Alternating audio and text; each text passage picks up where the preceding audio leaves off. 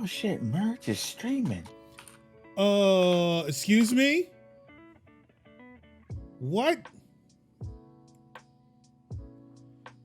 Uh-oh, I forgot to change. Damn it! Oh boy. This is embarrassing. To clean things up again now that Anka is not here. See, she comes through here and she just ruins everything.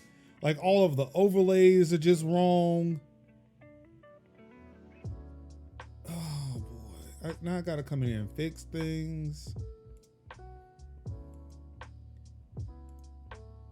Now everybody's in the wrong square.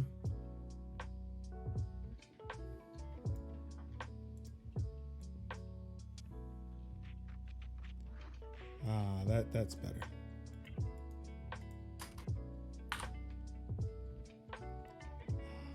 That's good. Merge is stream. I cannot believe this. How dare he?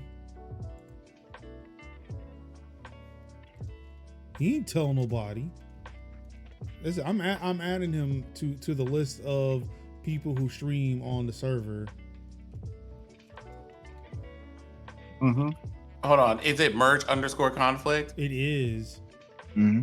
Playing on Fedora 38 on the 6.4.14 kernel. Okay, so I'm about to pull up over there. I sure am. Yeah, that's what we're gonna do, a stream within a stream while I get things fixed. Also, hey, hello for those who are on the audio version. It's your boy Mark Summers, Major Linux, Twitch.tv/Major Linux, and it's time once again for another Tech Talk Thursdays. But it's a special one because it's Starfield weekend. There's Starfield week. I don't have his audio, so I'm gonna let it rock. But yeah, so right now we're watching Starfield being played by Merge Conflict while I get things fixed because Anka broke things from last stream. Just came through like a wrecking ball.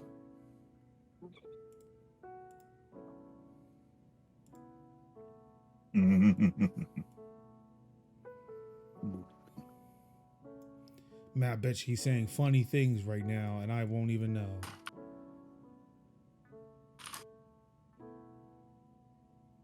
Well, that's right. We're getting that official Starfield gameplay on Fedora Linux 38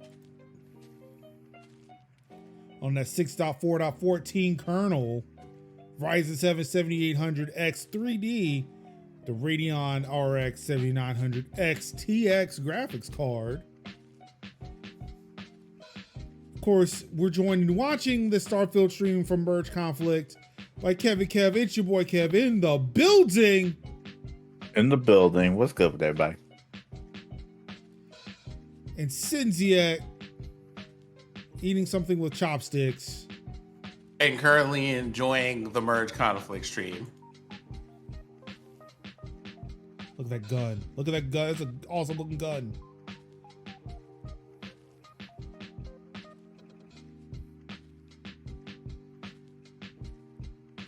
Sin, I look like you in that spacesuit. Well, me? It could be. I said Sin. Sin Yeah, good look. like Sin in the spacesuit. Mm-hmm. Oh, an adoring fan. I was like, as soon as I heard that voice, I was like, yep, that's adoring fan. Is that voice actor everybody's been talking about today? Possibly. He's the same. I think he's the same voice actor from Oblivion. Yeah, that's what people have been saying. Like, hey, that guy is in this game too. Mm-hmm. Why does the head of Vasco look like a Virtual Boy? I always think he kind of reminds me of like that one robot in Sonic that we don't know the name of, except for Sonic fans.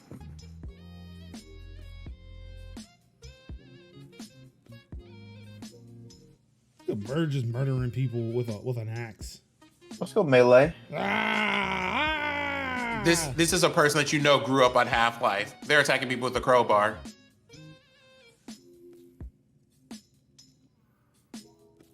You can't see me, I'm flying.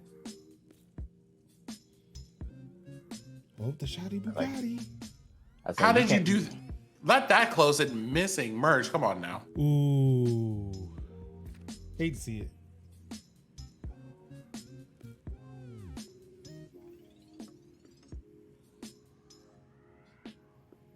His stream looks crisp. I ain't gonna lie, that's that AMD now, that FSR, that native FSR support is putting in dividends. Yeah, it's getting about an average 60 FPS. Mm-hmm. A little bit above. Mm-hmm. 1080p source? Wow, I don't even do that. It's just like by FPS 60. Mm-hmm. Oh nope, it dropped. I think once he got down in that space, it's like, oh, whoa, there's too much here.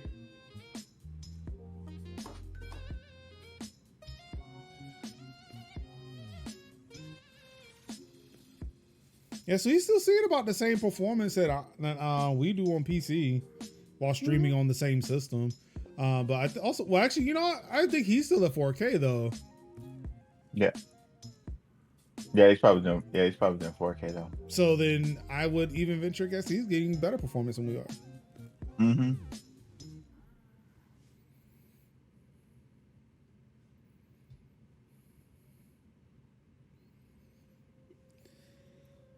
Well, this was a good intro. Let's say we get into some news. Let's see. This week we've got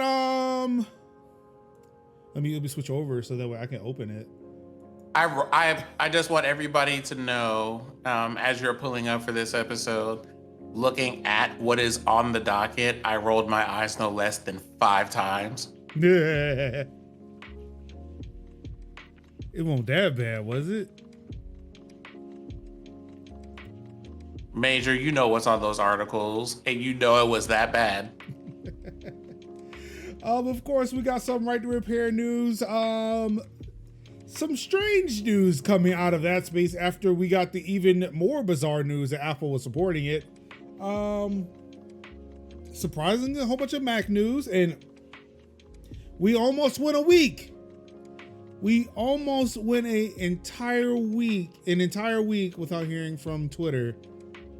But of course, he couldn't let it go. And of course, in the gaming space, we got some new hardware news and some storage news that made me feel better upon reading it. So let's get into it, shall we? Mm-hmm. First, starting off with the right to repair's unlikely new adversary, Scientology.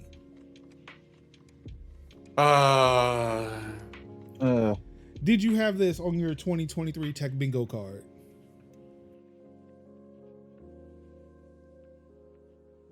I threw out my bingo card right after I read another thing that's not on our articles list today. I'll talk about it later.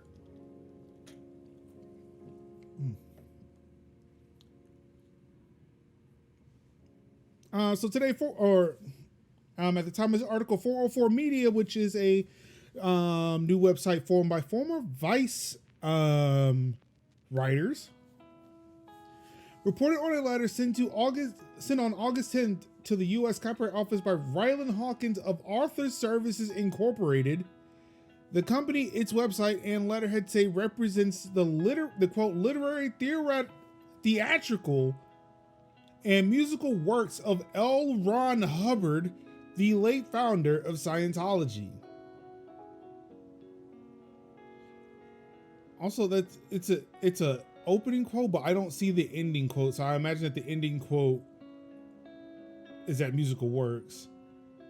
Author services, according to records archived via the Wayback Machine, is owned by the Church of Spiritual Technology, which describes itself as a church within Scientology. The letter addresses Section 1201 of the Digital Millennium Copyright Act, which, quote, makes it unlawful to circumvent technological measures used to prevent unauthorized access to copyrighted works, unquote. The Scientology group's letter seeks to alter exemptions granted for self-repairing some consumer electronics like video game consoles, laptops, home appliances, and farming tractors, which they own none of. They don't have the technology for any of those things. Except they do.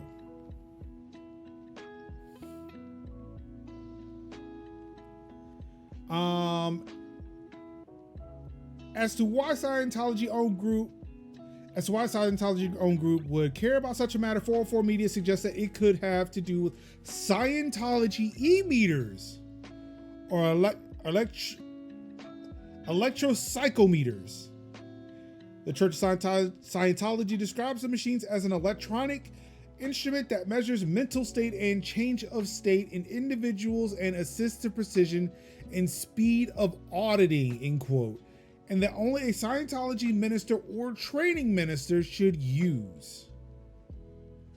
404 Media noted that some people collect the devices, and oddly enough, you can find e-meters sold on eBay.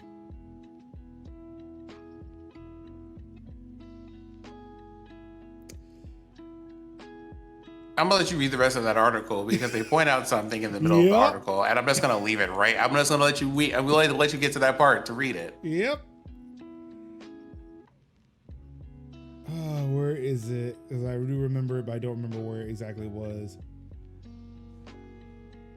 I mean, there we go. Quote, my hunch is that Scientologists think granting the hacking community permission to dig into their e-meter software will expose the whole operation as snake oil.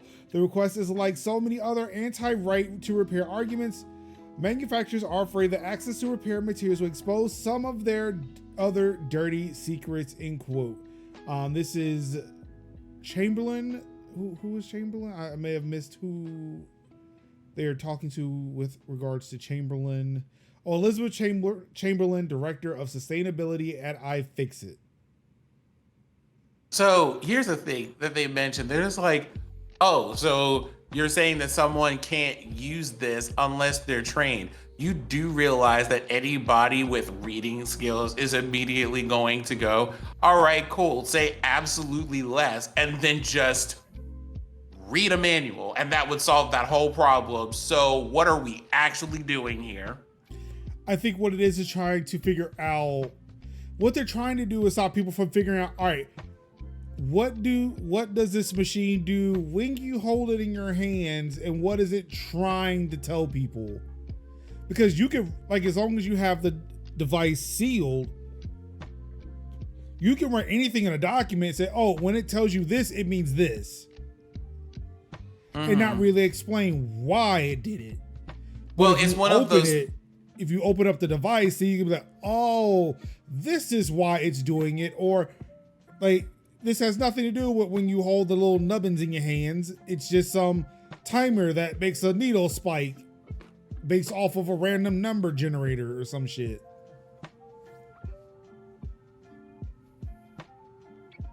But the thing that makes it funny is how paper thin the defense is. It's kind of like you can't use something without training.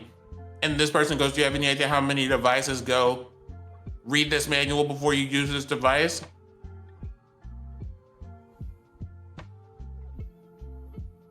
Well, again, like I said, anybody can print a manual that says, hey, this is what thing does. Well, that's the point that she's making. Is someone could just go, I have the educational materials right here. This should give me the training that I need to use this machine. Done. The case is dismissed. Like, what do you mean? Well, even the defense that you're trying to make is this is super specialized machinery, and people who aren't specially trained on it shouldn't be able to use it. And it's just like, bitch, someone could have a manual. That's it. That case would be thrown out immediately. What are we talking about here? Also, what does your training look like then? Because you're gonna have to explain that to somebody, and good luck. Well, if they keep it locked in, saying, hey, you have to be a member of this church, somebody has to verify it, or not even a member, you have to be a minister. So it's like even the ordering of the device is behind some type of DRM. Because like you have to have a special code in order to order it, let alone use it in its software. Which apparently you don't, because you can buy it on eBay. Damn, that's a good point. I mean, unless Like, it was stolen. Yeah, I would like to know how these things get on eBay. Just like, girl, what are we talking about here? None of this holds up anywhere. And the lady just points out, the whole thing's ridiculous. You can buy this on eBay, and if someone read a single manual or instruction pamphlet, they can claim themselves as an expert or at least trained on this device. That's the end of that whole case. What are we talking about here? Well, you're trained on the device, but you're not a member of the Church of Scientology, so you can't use the machine anyway. It's illegal. Where? Where's the paperwork for that?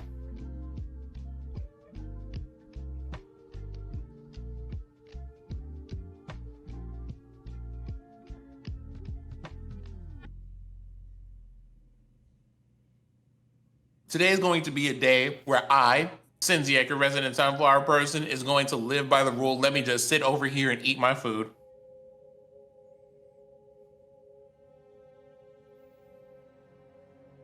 Yeah, I would like to know how the hell they got their hands on this thing.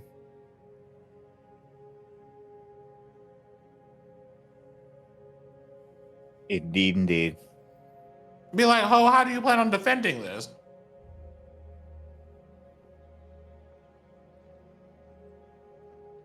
Vintage e-meters, a tone arm.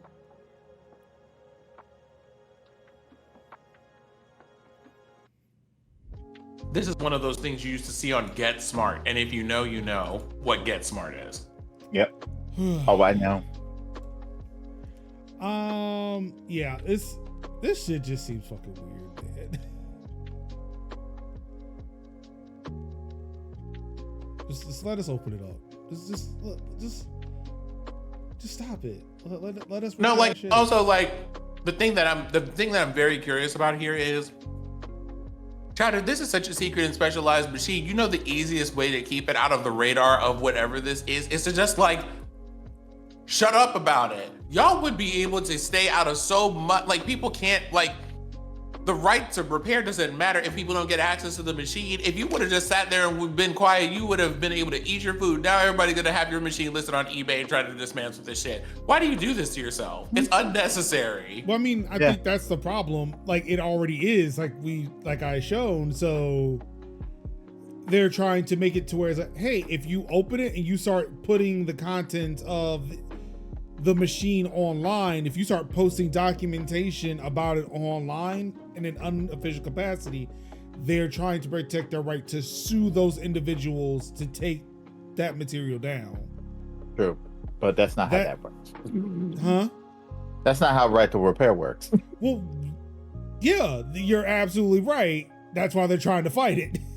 Yeah.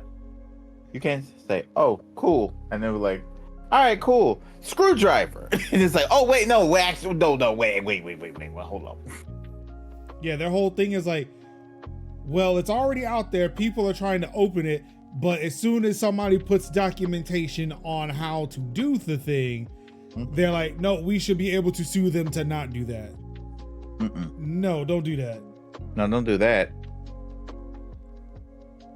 So that's where their issue is. It's like they're trying to keep people from doing more of the thing that will then expose them as the scam that they really are. In that regard, that is what is known out there is the Streisand effect. Yeah, because at that point, if somebody does succeed, yes, it will then spread like wildfire everywhere else, and good luck with that. But then again, I mean, there may be enough. I mean, they may have enough power to where it's like, I've yet to see any schematic. Also, I've not been looking either. And Lord knows how many lists I'm on. I'm not trying to get on a religious organization's list either. So I'm not looking, but I can see, I see the argument. It's a dumb argument. I wish it didn't exist. I am not on their side, but I know what they're trying to do because it's the same thing as Apple. if you sit and try to post repair guides on your own to the iPhone up until recently, yeah, you might have been in some trouble. Like showing the internals of a thing, trying to do things yourself may have landed you in hot water. Mm-hmm.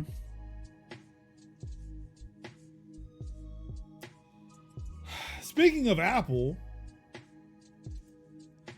Apple finally admits the CSAM scanning flaw we all pointed out at the time. Mm-hmm. Which was, hey, you are scanning things that are supposed to be encrypted and nobody is supposed to see that does not contain CSAM. That's not cool. Stop doing that. Please, for the love of God, please stop. Mm-hmm.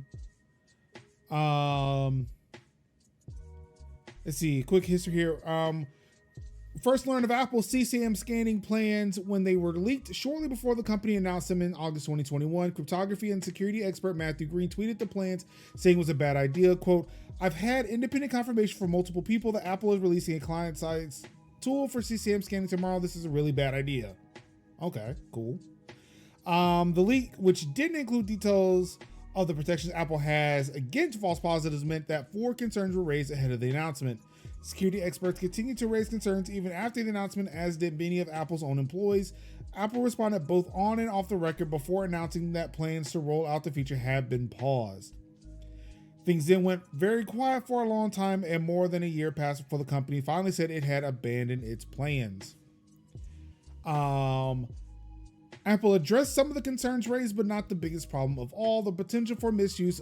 This is the problem. The potential for misuse of the feature by authoritarian governments. As 9to5Mac noted at the time, a digital fingerprint can be created for any type of material, not just CSAM. There's nothing to stop an authoritarian government adding to the database images of political campaign posters or similar. A tool designed to target serious criminals could be trivially adapted to detect those who oppose a government or one or more of its policies. Apple, who would receive the fingerprint database from governments, would find itself unwittingly aiding repression or worse of political activists.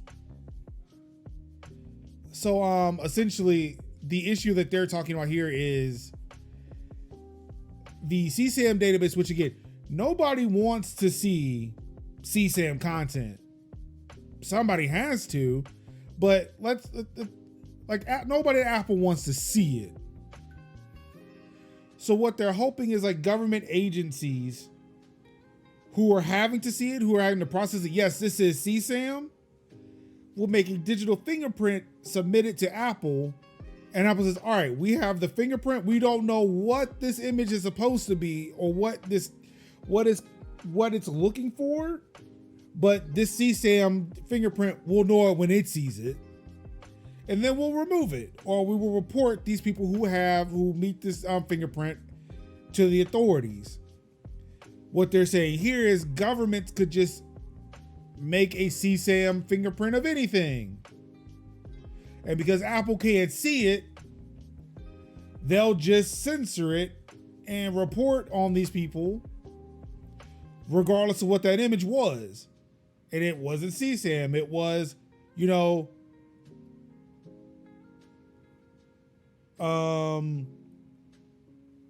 we should burn all these books, or no, we should save all these books with a image of a list of books, and because it met a digital signature, the people who have the image of that post saying we should save all these books will then get reported to the authorities.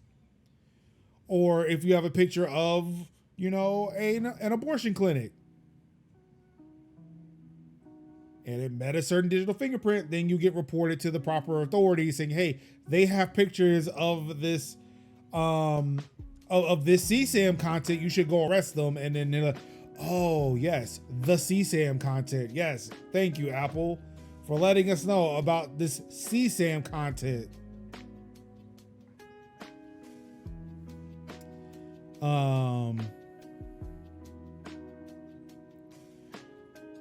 So yeah, now Apple has confirmed with Wired that governments could circumvent the CSAM part say, hey, anything is CSAM, and then have Apple take action against those individuals with any type of image that the bad actor, doesn't like.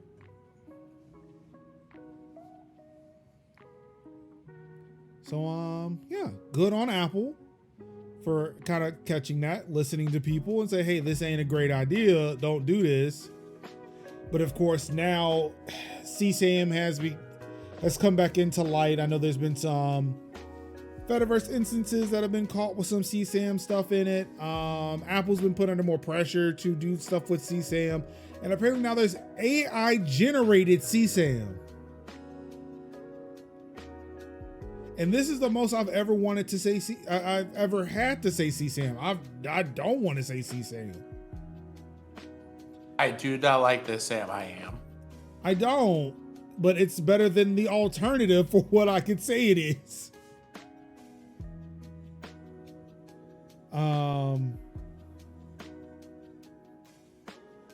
So any thoughts to Apple's admission to what the problem was? I feel like almost every other week on this show now, we spend some time going,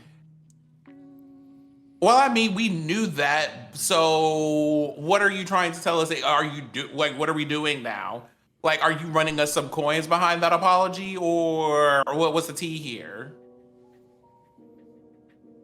As someone who does not look for monetary value, it's not so much that, it's just like, I mean, yeah, we knew. Glad you acknowledged that we knew that you were wrong. Thanks. Like I'm glad you came to the same conclusion that we had weeks ago. Yeah. Old $1 trillion company. As people who don't work there and don't know the ins and outs of every single thing y'all do, the fact that we can see that all the way out here. Honey, the call wasn't even calling from inside the house. Someone was walking up and screaming at you with a megaphone, and we were able to hear it from outside at this point. So, what were we doing there? And literally, the calls were coming from inside the house.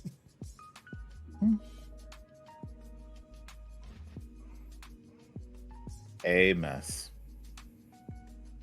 Earth is ghetto, and I wanna leave. I wanna leave.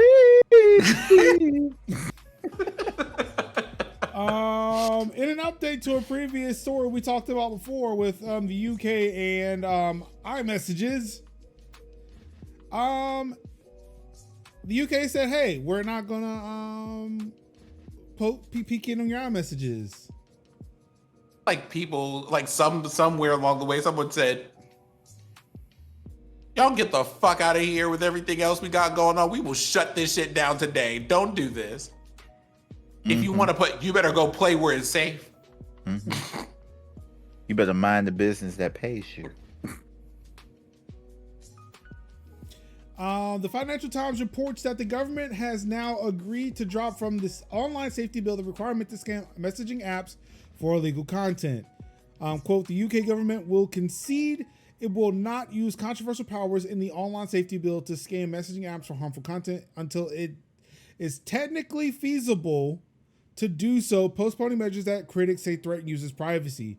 A planned statement to the House of Lords on Wednesday afternoon will mark an 11th hour bid by ministers to end a standoff with tech companies, including WhatsApp, that have threatened to pull their services from the UK over what they claim was an intolerable threat to millions of users' security. You know what it's giving? It's giving Dr. Claw shaking a hand and flying away on a hovercraft. I'll get you next time, Gadget. That's what this whole thing is. Because I feel like it's just one of those. Time, Gadget. They were just like, all right, you know what? Okay. But of we course, can revisit this another time. That's fine. I see that today's not a good day for you. But of course, it comes back to CSAM content is the reason why they wanted to do it. The government said in a statement, I guess, quote again, as a last resort and only when stringent privacy safeguards have been met, the legislation will enable Ofcom to direct companies to either use or make best efforts to develop or source technology to identify and remove illegal child sexual abuse content, which we know can be developed, end quote.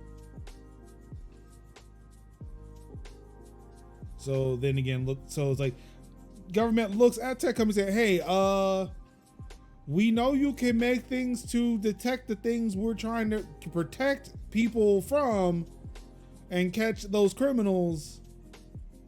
Please do that. We know you can do it. We know you can.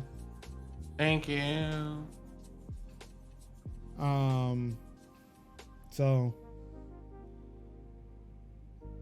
it's good to see that the UK was like, yeah, okay, maybe not spying on your citizens all the time is a thing you should do. It's the way that they were just puffed up, like, okay, so here's how it's going to go down, and everybody turned around as a collective and said, what you are not about to do is walk over here and try to tell me shit. Now you can ask politely and we will consider it. Mm-hmm. Otherwise, you can turn around and leave and then come back when you have some sense. And they were like, you know what, you're right. Mm-hmm. You know what we not finna do? Whatever this fuck shit is. We'll just leave. We'll just leave. Yeah, we'll just leave. Cause I don't mind. It's not like, I mean, and I know that we're talking about iMessages here because again, it's a 9 to 5 Mac article, but WhatsApp, Signal, Telegram, all like, yo, we all leave. So it's not like it's not like iMessages alone was going to go. Well, we got WhatsApp. Like, no, motherfucker, I don't think y'all understand. We're all leaving. Mm-hmm. You will have no encrypted chats in the country. Mm-mm. Good luck with that. And we know your constituents will be upset, but you will definitely be upset because y'all ain't the angels you say y'all. Mm-hmm. Be like, y'all remember that whole Ashley Madison situation? That was just a U.S. thing. Because we can go on ahead and have a sequel, because since you want everything encrypted, we will unencrypt everything we currently have encrypted on your account and then peace out. Well, with my petty ass, I'd be like, do we want to talk about where you were for New Year's? May 8th at 12:02 p.m. That ring a bell? Lord Farthington with Lord Binghamton. It's like, like if we're going to do all that, we can do all that, or you can just calmly, quietly, play a little bit of bridge, and chill out over there in the corner. And mind the business that pays you. Be like, do you want to know where you were? Where was the MP from Birmingham doing with the MP of Lancashire? What was y'all doing up there? In the same place, dangerously close. Mm-hmm. Like just dangerously close. Because I mean, that's none of my business, but it might be someone else's business, and I am not in a position to hide it from them because you specifically asked me not to. What was that? What was that? Brooklyn Nine-Nine TikTok. Talk about it is no longer of my business. You have made that perfectly clear. Abundantly clear. Abundantly clear. Like, Captain Hold is my spirit animal. Yes. One of my I need to run that back. I don't support cops, but damn, Brooklyn Nine-Nine is my jam. Brooklyn is it's my Brooklyn Jimmy Nine-Nine Jam. is so good. It's my Jimmy Jam. So good. So good. So yeah. You know something? I cannot fault your good taste. I cannot. Nope. So damn good. Let's see here. And more Apple news. Hey, we're gonna get some more Apple Silicon. Just gonna get more because Apple signed a new long-standing deal with ARM, so we get more of them Apple Silicon chips. Yum yum yum. But also Intel, I believe Intel, Samsung, and Microsoft signed similar deals. So this isn't as cool or as special as 9 to 5 Mac wants you to think it is. Because it's like, hey, a whole bunch of companies who are interested in licensing ARM technology to make their own chips, they also did it too. So ARM could definitely be a thing. ARM is probably the next big thing in computing because small chips, very powerful, long lasting. And as Ruin says, Nvidia wanted in on this too, but too bad for Nvidia. Also, I do not know why my my feature chat thing is broken. I really need to fix it. Like when I refresh the page cache, that's when it shows up, which is weird.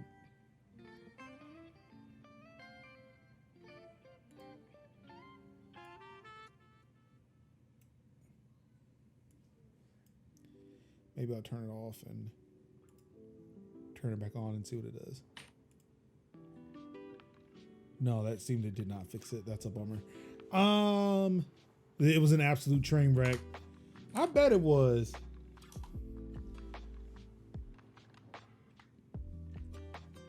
As reported by Reuters and Apple Insider, Apple and ARM has signed a new deal for chip technology that extends beyond 2040. The agreement wasn't discussed in the previously submitted IPO filing documents that were made public on August 21st, which suggests that the new deal was signed between then and September 5th. Neither company has commented on what exactly this agreement covers, but it's not hard to imagine that Apple wants to ensure that it will keep access to the ARM architecture for much longer. So I mean, I'm all for it.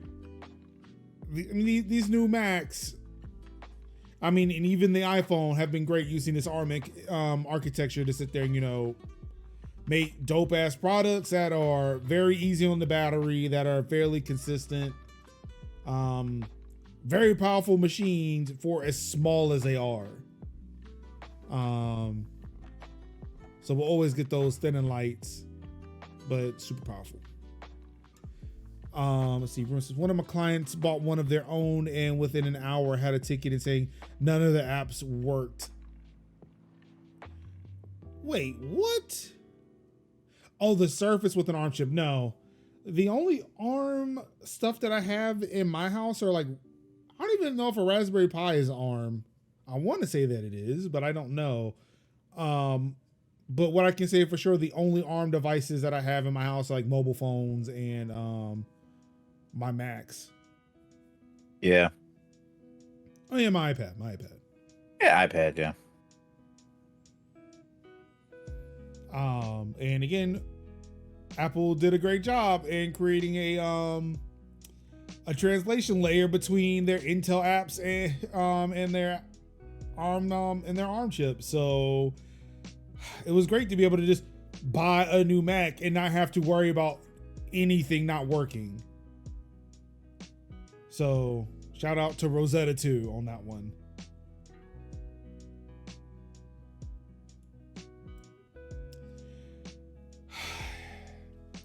What warms my heart. Third UK Apple Store has unionized, says customers are also harmed. We first learned of retail staff plans to unionize. Oh wait, no, this is just kind of a backup. The Southampton store has now followed suit, joining the United Tech and Allied Workers, or Utah Union, and asking Apple for formal recognition. Quote, staff at Apple Southampton have formally requested that management voluntarily recognize our union. Utah already represents a significant proportion of workers at the retail store who want better working conditions, job security, and pay.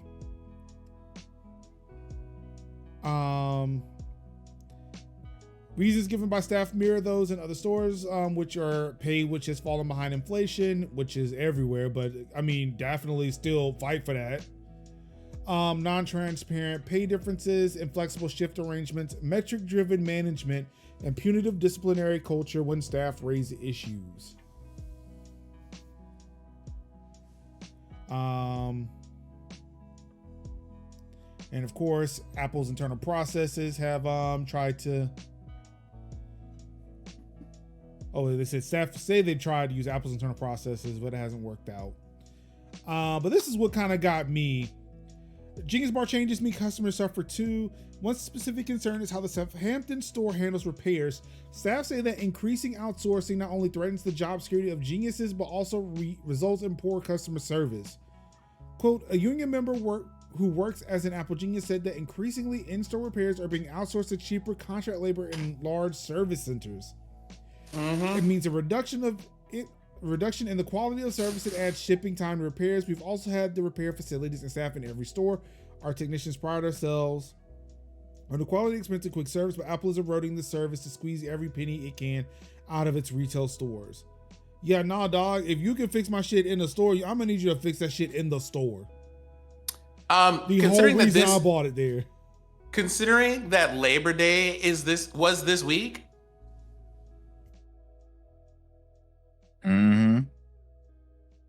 All I have to say about this is it's one of those, well, we're trying to get like cheaper labor or do all of these things. Listen, people are just asking to be paid what they're worth. This is our friendly reminder why strikes are going on over here.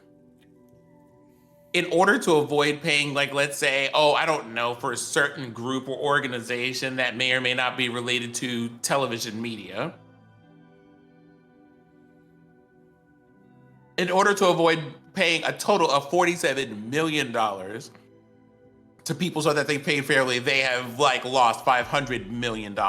It's just one of those, every time I read this, and it's just like, we're doing this because it's cheaper to what? Because you have customers over here. They're gonna have to return stuff. You're gonna have to spend, that's shipping time. That's multiple repairs. That's having to lodge those complaints. That's finding systems. That's trying to keep maintain customer attrition.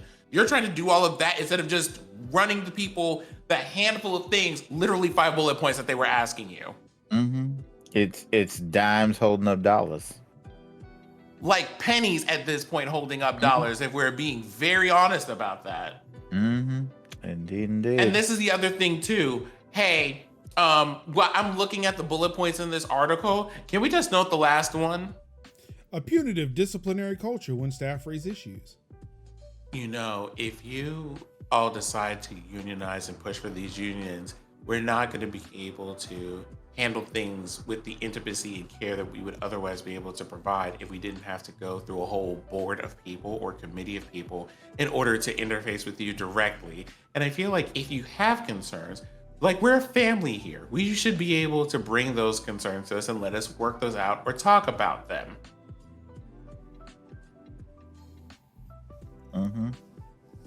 Merge says, And then I read this bullet point and it's just like, bitch, okay, listen, you can go ahead and get ratioed on LinkedIn and Glassdoor before we also unionize. Thank you. Sorry, I said merge, but I meant ruin. Ruin says Apple forgot the most important thing to do, and they wouldn't have to worry about unionization, and it's pizza parties.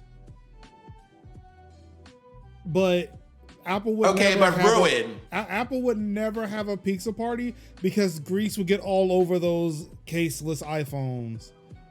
Yep. And who wants that? But ruin, counterpoint, keg parties. Open bars. But then that's how they lose iPhones. One room with a window that faces the outside. So the office is conference room?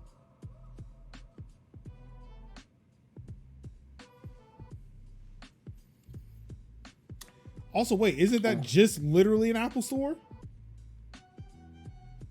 That is literally one room with a window that faces outside. Unless you're in, what is it? Unless you're in New York, where it's just that glass cube.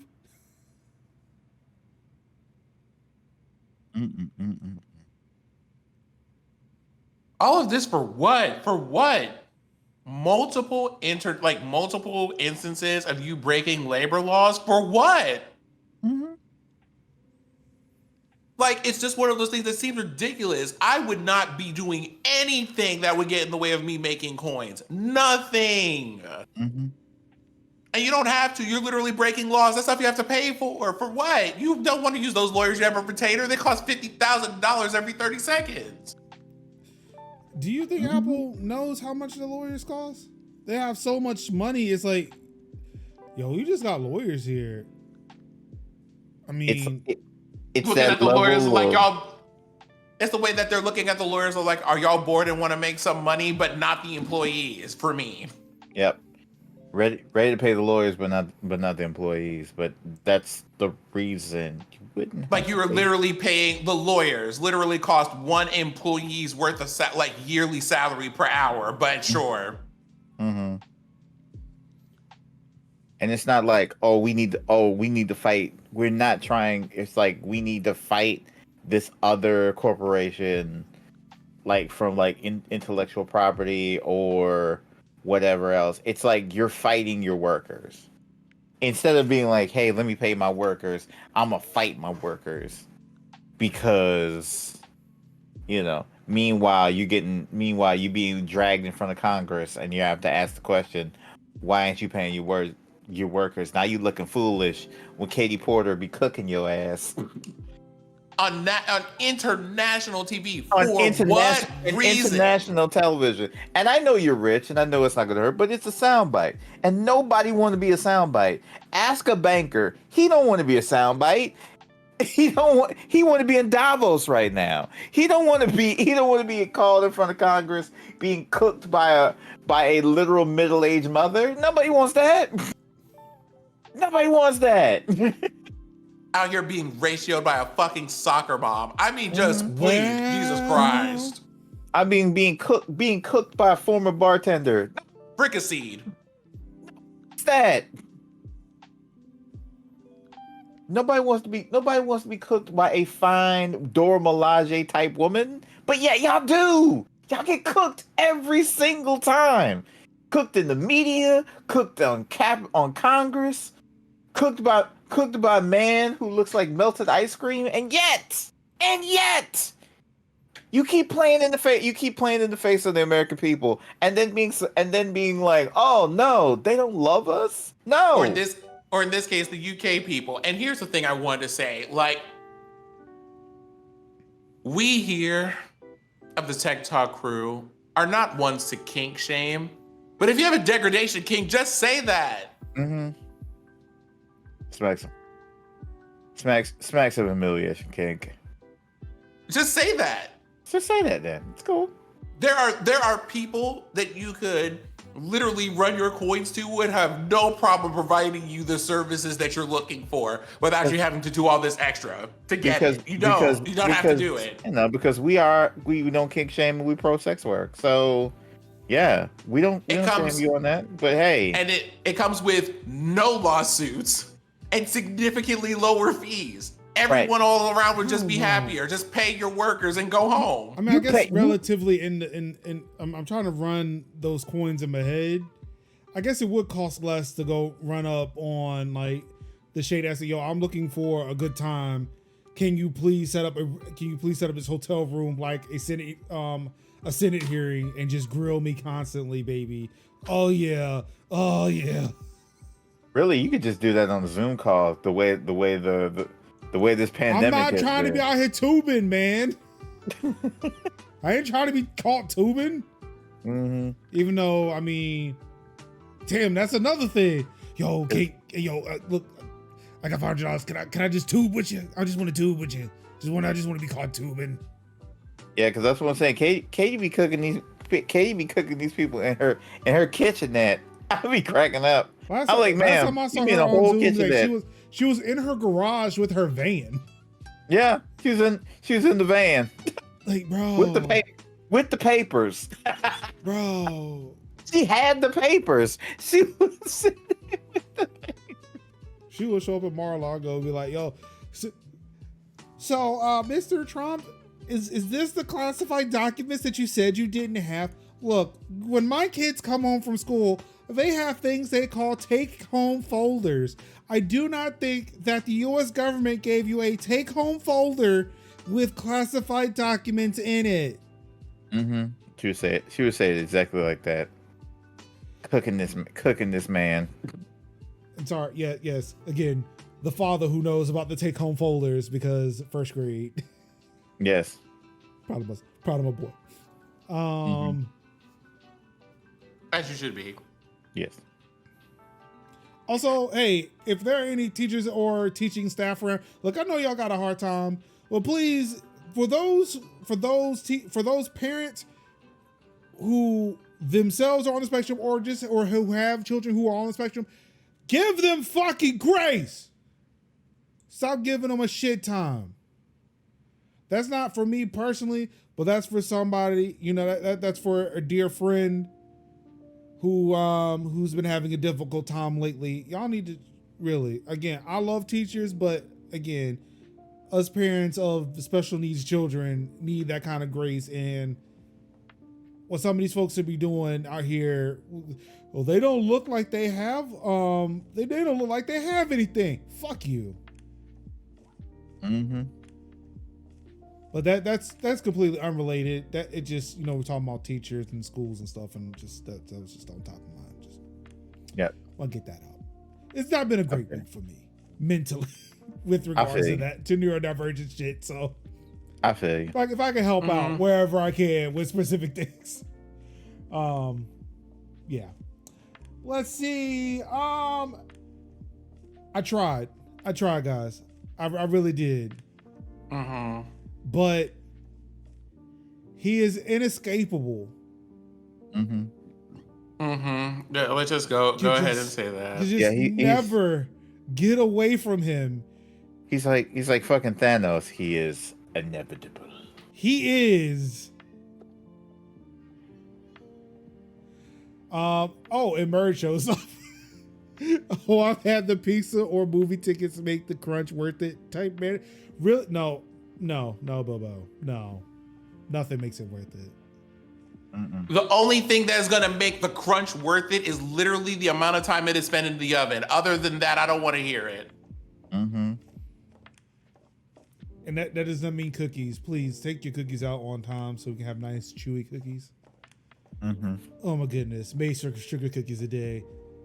It's just so salt. My wife tried to say my sugar cookies were underbaked.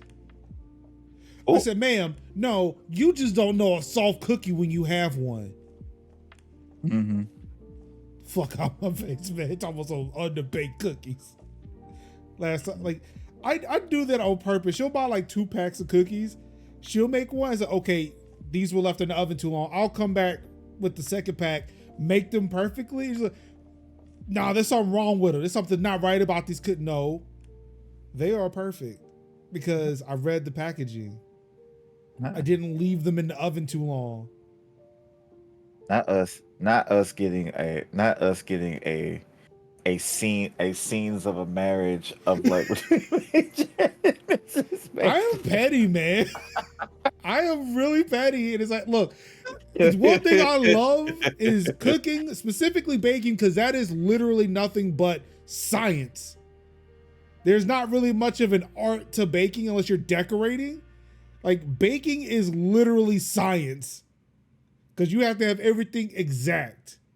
It's chemical reaction, yeah. Right. So it's like these could have been soft cookies, but you left them in the oven too long. That's the reason why they give you the number on the packaging on what to set the timer for. Right, but it's so sad. I am a poor fool who follows directions on the cookie packaging. In another rendition of Majors, you know what grinds my gears? Oh no, we got somebody for that.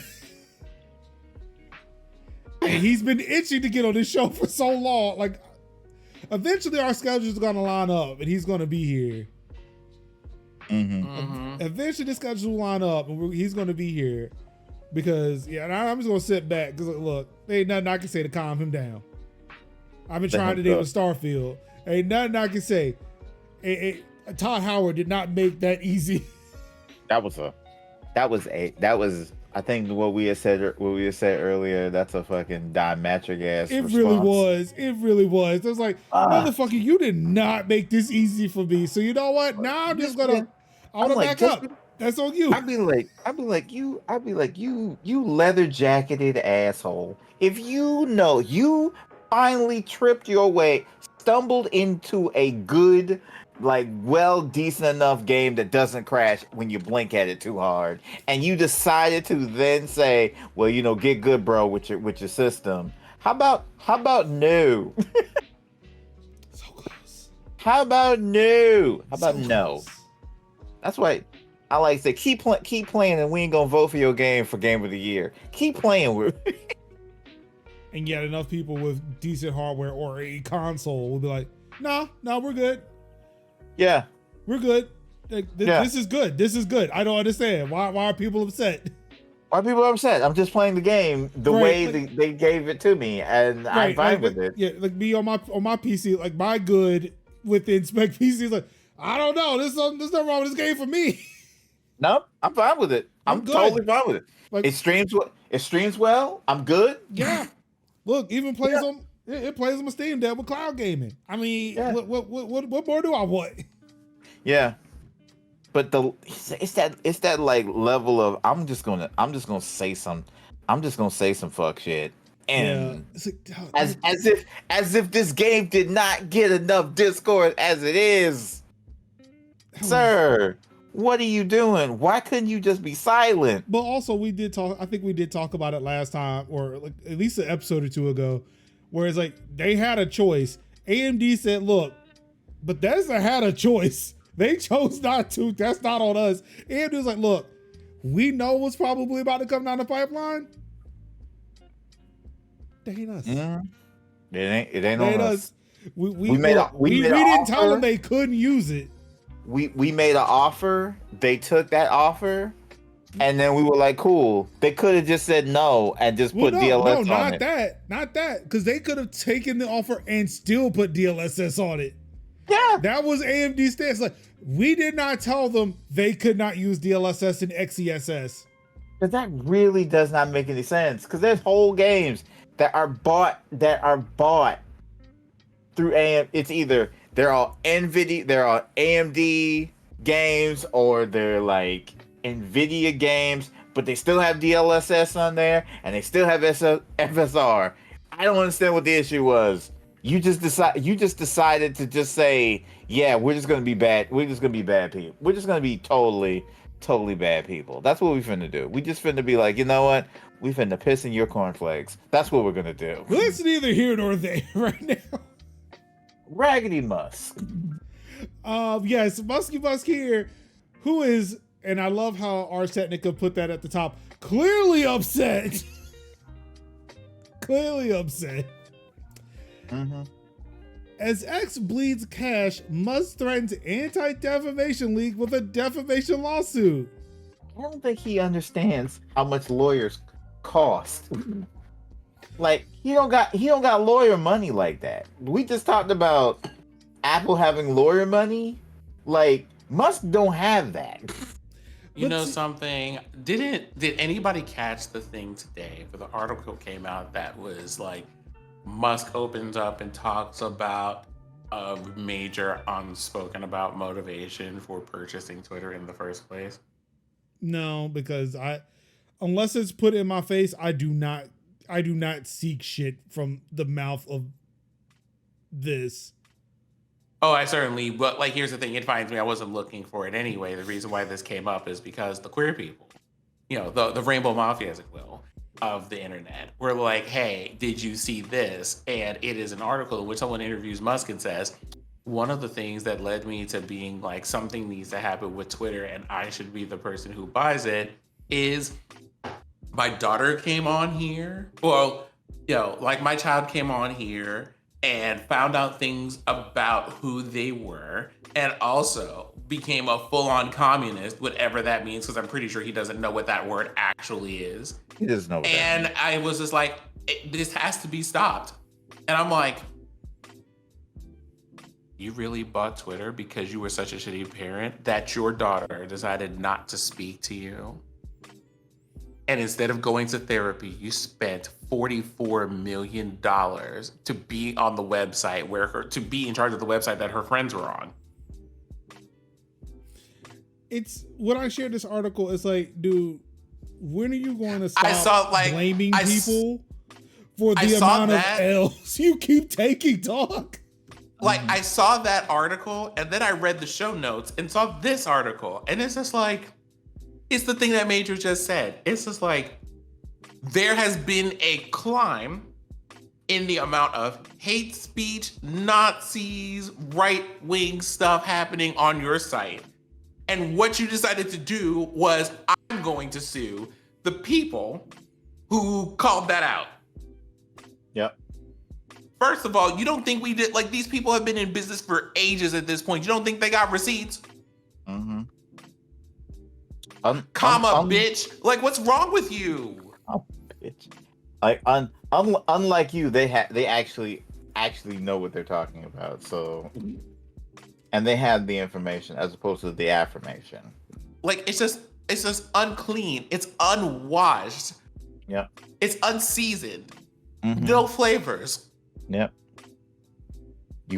You have no legal argument. You have no legal standing. It's not even gonna make it. Like, I'm just like, how are you gonna put this case together when didn't they just tell, like, a couple of weeks ago, have to tell you you can't have a bright ass flashing light on the side of your building pointed at another apartment? Like, what are we doing? Mm-hmm.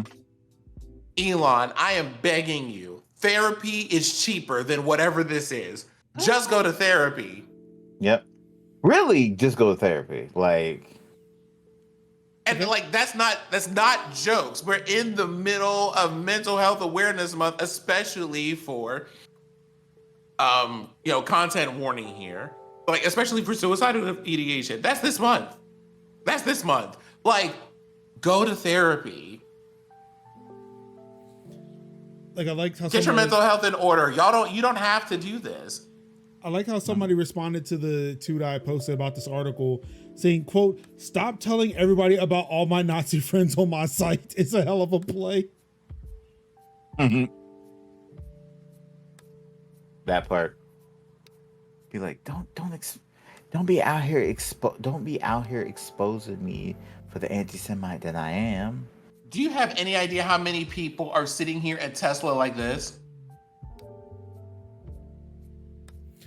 I love the fact that, will you take actions on these false allegations? Mm-hmm. You do know this. You know this will open you up to discovery, right? You know that they're gonna get, if this goes through, for whatever reason this goes through, a lot of this is going to open you up to discovery. That you're going to have to then say, all right, open up the folders. Let's see. All right, so he claimed that the ADL, quote, has been trying to kill this platform by falsely accusing it and me of being, quote, anti-Semitic. Doug, you have literal Nazis on your platform, but okay. Saying that, quote, based on what we've heard from advertisers, the ADL seems to be responsible for most, unquote, of Twitter's revenue loss.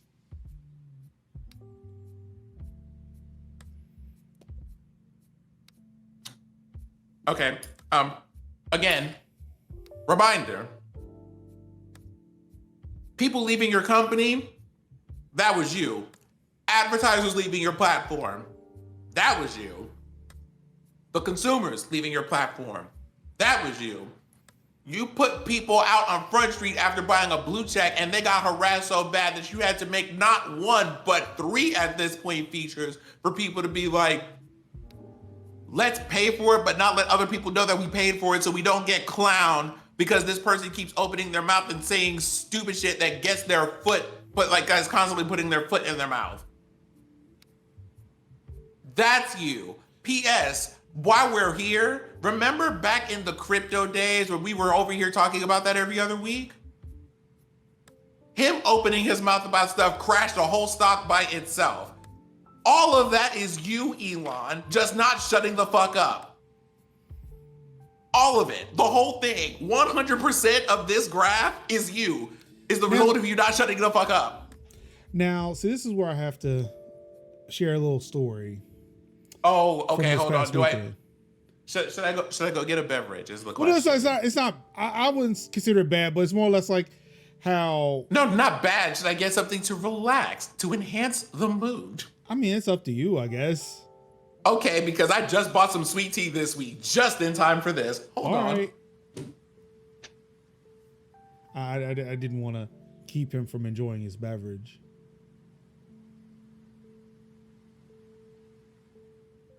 Kev, what are you doing?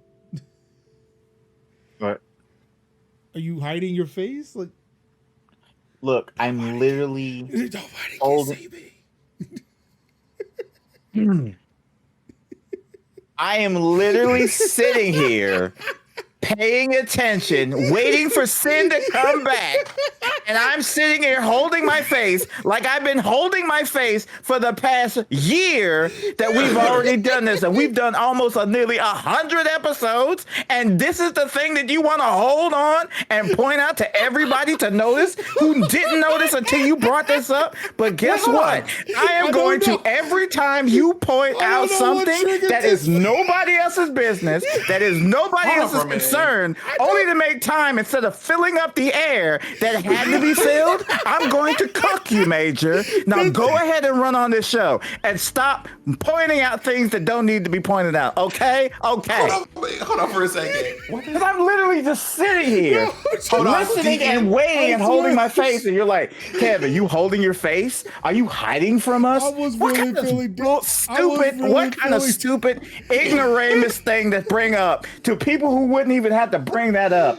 How come you just can't just say, Kev, what's going on right now? What you thinking about, Playboy? No, you want to bring something up that nobody else was thinking about and bring attention to something like this. But the only way to get you to stop is to embarrass you on your own show, which I don't mind doing. I got plenty of time to do that. So if you want to come out and keep bringing this up, hey, I got plenty of time. So what's up? Can I now hold my face in peace and quiet and not have to bring it up? I was just asking. I know you didn't have to do any of that. You didn't have to. That was unnecessary. You could have just let it alone, and you could have just sat there and drank your Diet Dr. Pepper and leave me alone. Okay? Hello? Can I ask a question? I have no idea what the fuck just happened. I have been back here with the tea for like 3 years at this point. Also, are y'all okay? I'm good. I'm good. I feel like one of you was lying to me, We and I go will through ask this y'all all about the that time. at I'm 11. literally not bothering anybody. I'm sitting here minding my own business, and Major points out something that I'm doing that I just happen to be doing. Why? That's silly. Stop it. I'm a silly Ask person. me a question. Ask me a question or move along. So are y'all I having gotta a good? cook you to get you to stop. Are y'all having? Are y'all It's the having a good Nintendo week? fan all over again.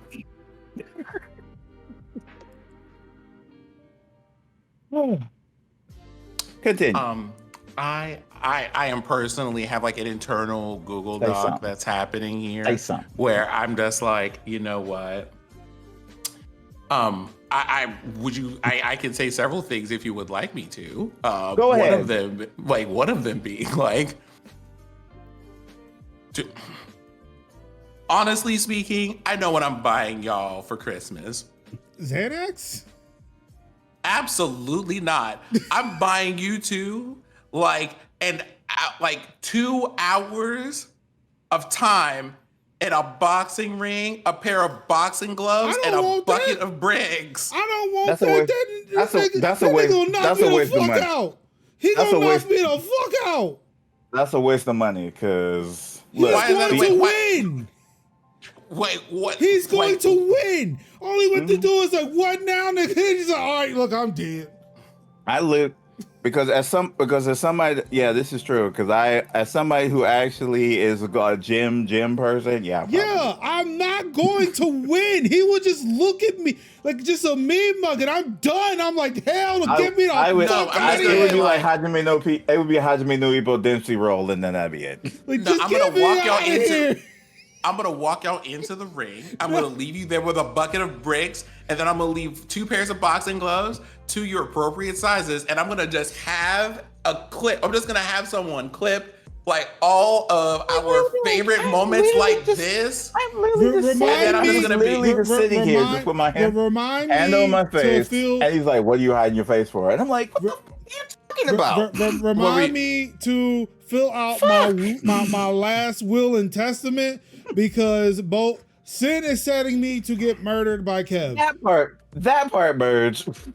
That part, because I'm literally like sitting here, being like, "Hey, like, like you're talking, I'm sitting here, I have my hand over my face, listening." I need y'all to know. And then it's like, Kev, why are you hiding your face, bro? Are you hiding your face? And then I have to be like, and then I have to be like, and I have to be the equivalent of a freaking howler to get. I have to be like the equivalent of a howler. For why? I've been literally just been here. I was just curious, honestly. I just happened to notice. Are you curious? Are you curious now? Still, are you yes. literally curious now? Still, okay. Yes. Still, yes. Because yes, but now it's like, sit in my. All I do is I sit here with my hand on my head, looking and listening, and just being. Yeah, exactly. I like that. That was funny. So I, literally, I'm just sitting here, listening, and this is one of various things that I usually sit with: hand on face, hand on other face, I mean, two hands on face. I don't know. Honestly, it was just it was just something I noticed and I just asked. But like I mentioned before, and I'm like, why? I need the conspiracy brother list of things that trigger these fits. That's the Google Doc ID. Really mentioning things that I'm doing that I have to ask, that I have to answer, why am I doing it? Me explaining to you why this is wrong, and you're telling me, but yeah, could you still send me those links though? Because even though I know you're a photographer and know photography and have given me a button down list of why this thing is not real, I still gonna need that proof, because I really can't go on what you're saying, the person who actually photographs. And then it's like, and then it's me literally saying, acknowledging you with an okay, and you're like, is that all you're gonna say? That's all you got for this particular argument? I don't care about Overwatch. I don't give a crap about Overwatch, but you do. And as a friend, as your friend, I'm listening to you and acknowledging what you said about a game that I don't give a shit about. Understood. Because that's what friends do. You're welcome, Ruin. Glad I could help. Right. Yo, who's got Doritos? I ran out. I love Doritos. I like the. out. They got. I seen they got the barbecue flavor. Whoa, I mean, whoa, no. Mm-mm. Yeah. Move on. Yeah. Thank you. That's what I've been wanting to do. I've been wanting you to move on. No. Move on. Just Cool Ranch though. I love Cool Ranch. I love Cool Ranch I love Cool Ranch. I love Nacho. But I also like all the other particular flavors. That's it. This Major's House restructure is happening now. I'm drawing a lot of Cool Ranch. Cool Ranch is good. Back then it was only 2 flavors. And cheese is the best flavor. Nacho cheese is the best flavor. Which one was original? Was it Cool Ranch or Nacho cheese, or did they both just exist? For a while it was like nacho, and then they had like Cool Ranch, and then it was like ranch flavored, and then those were the 2 particularly flavors, and then they would have so I'm just like the basic of basic then. Yeah. I just want the original, but like all these other weird flavors, like Cool Ranch. I mean, sometimes you can be a basic boy, but other times I like a dill pickle chip, so that works for me. But Major, allow me to invite you to consider the following perspective. You can just enjoy nacho cheese chips more so than others, but just be like, these are the flavor that I prefer, and just oh, you like Cool Ranch? Good for you. I mean, I'm not gonna sit there knock your Cool Ranch stance. Are you sure? No. Why would I do that? That's something you like.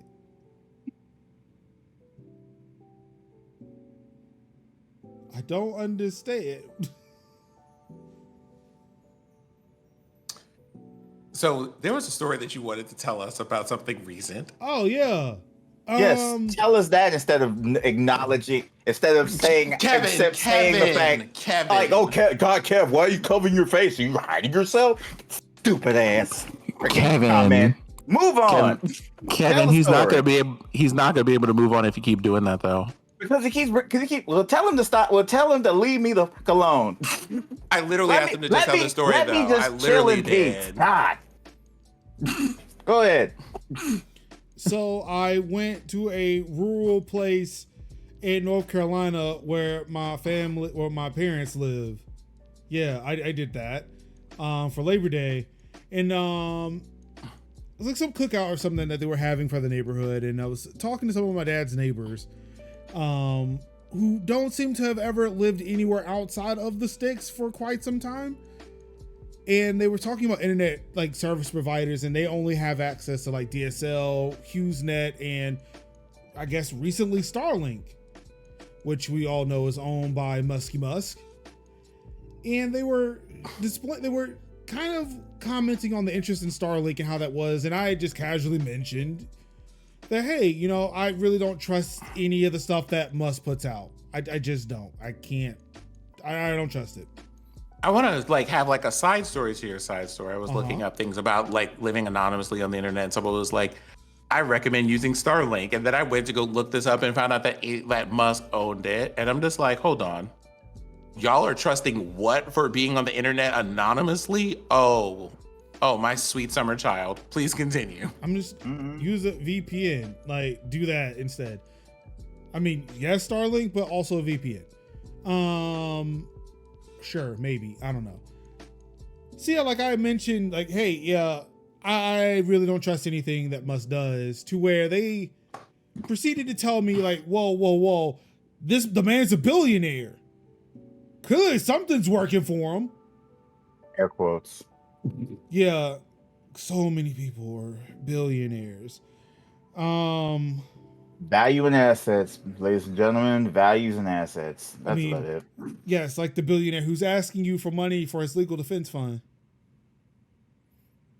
But yeah, it's like, yeah, some sort of form said, look, I've got a Tesla. And it's not because of the environment, it's because it goes fast. So like, I don't know, I trust everything that Musk is doing. And it's like, well, what about all the stuff that he's like just saying in public?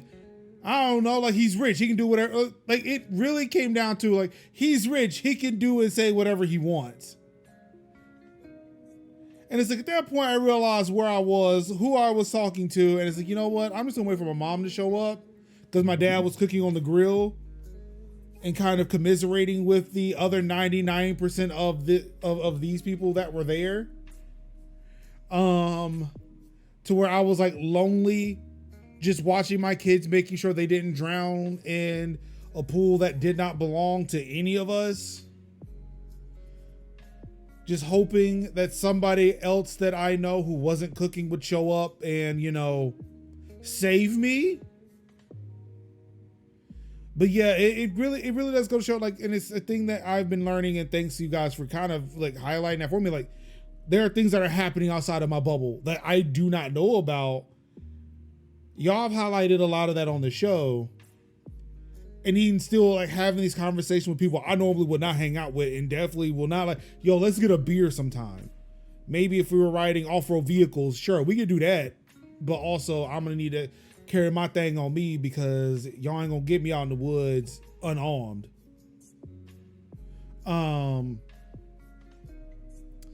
That like the show kind of, yeah, people really do suck on this man's dick. Like he could do no wrong, and that's some scary ass shit, man. Like we could be here and clowning this motherfucker till the cows come home, but honestly, meeting some ride or die folks this week kind of just like opened my eyes to, oh shit, yeah, we may be in worse shape than I thought. Cause I really thought like, nah, I thought there were more people who did not like him, but no, I just randomly found people who are like, oh yes, this man is the shit because money. He makes like, so much money. And the thing is, that's one of those things that it's a combination of he just happens to be in a lot of places. I would also ask some questions about where these people spend their time online when they are not in the, like, not at barbecues. Well, I mean, given where they live, I doubt they spend much time online. Well, I mean, the thing is, right? How do you know about Elon like that unless you are? Like, that's the thing. No, I mean, like, they don't have access. They don't have great access to internet, so I don't think that they just can't be online like that. You see the conflict here, Yeah. right? Oh, like, yeah. So it's just like, you can't ride that hard for a person who's mostly blowing up and lives in like internet and technology space without being on there somewhere. So now I have to ask you where you are spending your time. Mm-hmm. And that's Well, one thing. And the other thing is, we also like they're need, not on Twitter like that. Where I mean, maybe not, but oh, like the thing is, like they're not watching Twitter. They're not watching CNBC. No, I mean, they absolutely aren't, but we both, all of us know that when I say online, we're not talking about just Twitter. I'm sitting here thinking about how many of you, like, if you need me to spell this out for you. No, I'm talking about like how much time are y'all spending on 4chan? Well, the folks I was deep talking into to, Reddit are you? Those people who I were talking to are not internet people, is what I am saying. Like, well, I imagine if they're online, they're not going to places where Elon Musk's words are being highlighted. So like Twitter, CNBC, any business place where owner of companies say terrible things. Well, I mean, maybe, but the point that I'm making here is, if they're not online like that, where are they getting this information about Elon from to argue with you that much about it? They're not. Like, they didn't say anything at all about anything he's saying. They're like, he makes money. He owns companies. It's the thing of, they know as much about Musk as what would be probably in a, like, if they Googled Musk, it's okay, he owns Tesla, SpaceX, Starlink, and Twitter. Like, that's about, like, it was very surface level. Like, anytime I mentioned to them, hey, he said this, there's like, it was not a rebuttal to the statement I made, but we really just don't care what he says. Mm-hmm. Which is kind of the default of, what you said could be true. I don't know. I can't verify it, but I don't care because I never saw it. I mean, he makes vroom vroom cars. He makes electric cars that go really, really fast. And that's all I care about Musk. You know something? That's what I'm saying. Like, they're not on the internet to get conflicting information. Well, I mean, here's the thing. The thing that I understood from your story was that they were just like hardcore writing for this person. And it's just like, because billionaire. But it's just like, that doesn't sound like they're writing for him. That requires a certain level of like specific knowledge and like being very dogmatic about things. It's just, we know that this is a person who has money and owns companies. So I guess they know something. Well, what about these other things? We don't know about all that, and that doesn't affect our personal lives. Why do we care? Like, he's just some rich dude. Okay. Yeah. And like, it's a very different thing. Yeah. When I see like, yeah. Because like, when I'm talking about, if I talk to a person right now who's out here hard writing for Trump, they're out here, even if the information is entirely false, they're ready to give me a whole file cabinet of it, of like specific things that they have read, have seen, articles that they've clipped, things that they saw on TV. They have quote pieces, talking pieces, sound bites, and all of that other stuff. It's a very different level than a person who's just kind of like, this is some rich person who does a lot of things. I don't know about all this other stuff you're talking about. Really, they seem cool. What about this and this and this? Okay, I see what you're saying. And it was more like, it was more of a, not so much, and I think I misspoke on that. It wasn't so much like, they were dick riding Musk, but more, it still seemed more like, oh, wait, this is just overall fiscally conservative talking points of, this guy makes money. We believe if you are smart, you will also make a lot of money and be out of situation. He must be doing something right because he makes money. So yeah, it wasn't necessarily about Musk, but because the conversation was about Musk. Okay, yeah, I see where, like, I got to both of those points, but I think one of them was fabricated while the other one's like, oh, I'm just talking to a member of GOP.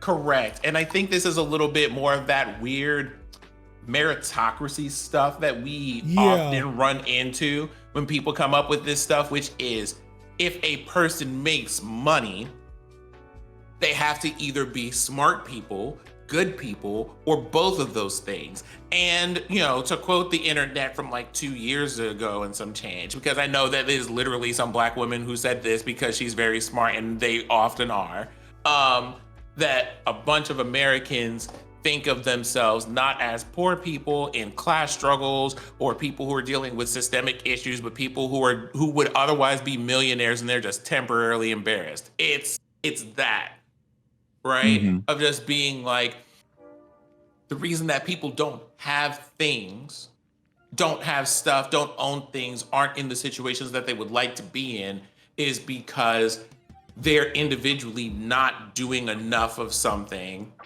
or whatever. Never mind the government issues, the police issues, the fact that people are literally like, unless we can impeach the current sitting president, we're going to try to shut down the government for like the 3rd time this year, or any of that stuff, right? It's literally just these people make money and that gives them some kind of moral standing. I got you. Money does, and it's just like, right like it's one of those things like you want to just look at people and be like, homie, money doesn't have morals. It's this quote from Ron Swanson. Capitalism, or from his Swanson Pyramid of Greatness. Capitalism, God's way of determining who is smart and who is poor. Yep, and it's that, and it's having to constantly remind people about things like that, even when you have simple conversations of being like, well, surely the people who are making the money and own the buildings would know whether or not it's good for you to be back at the office instead of working from home. And I'm just like, hey, quick reminder, who pays for your gas? Who pays for the maintenance on your car, right? Is that person telling you that you should be at the office right now? I'm gonna tell you that person says no. And I was like, no, like this is beneficial to somebody, but it's not you. So why are you writing so hard for them?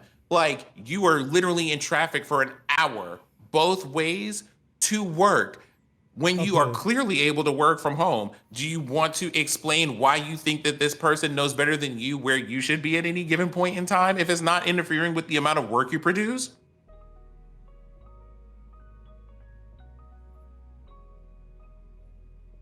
And then they just look at me for a second, and it's one of those people don't think through the whole thing like that.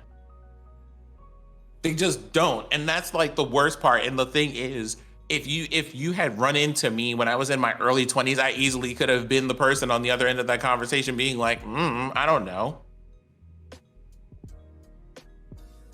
These are just people. How do you get that popular and have that much money if people don't like you? Well, you learn eventually. Wow. Apparently you find out that, you know, some people are just born to parents who are hedge fund managers. And a lot of those people sure don't look like me, and now I have to think about things a little bit more.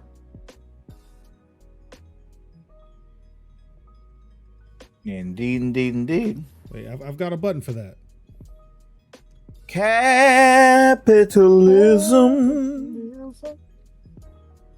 I appreciate that Kev does still sing it even here, because that way I can hear it, because I don't hear it on OPS. So it's almost like I'm there. Indeed.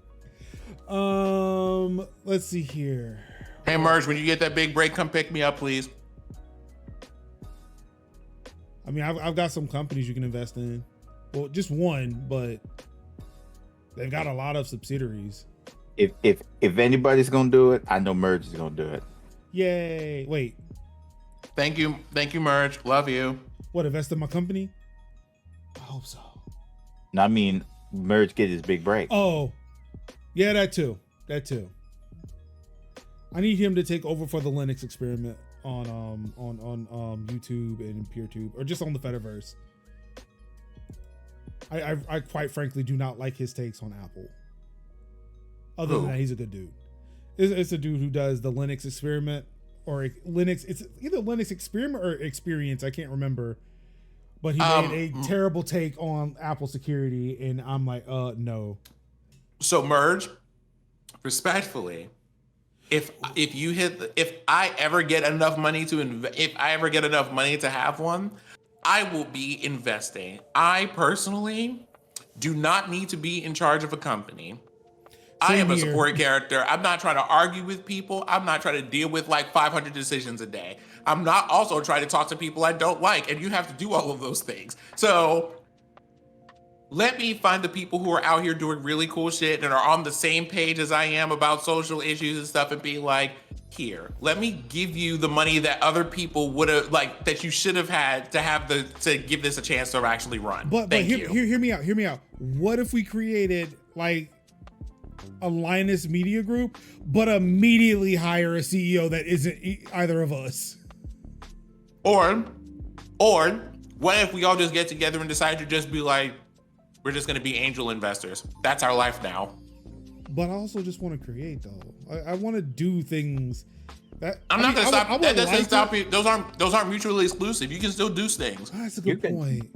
See, yeah, you can, like I say, just with the whole thing with Lance Tech Tips, you can literally have somebody run the business side of it, while you could just be the president. You could be president. I don't even want to be the president. I just like we could be executive vice president. Can I be I just want to be the CTO, or maybe the like 3 steps below that.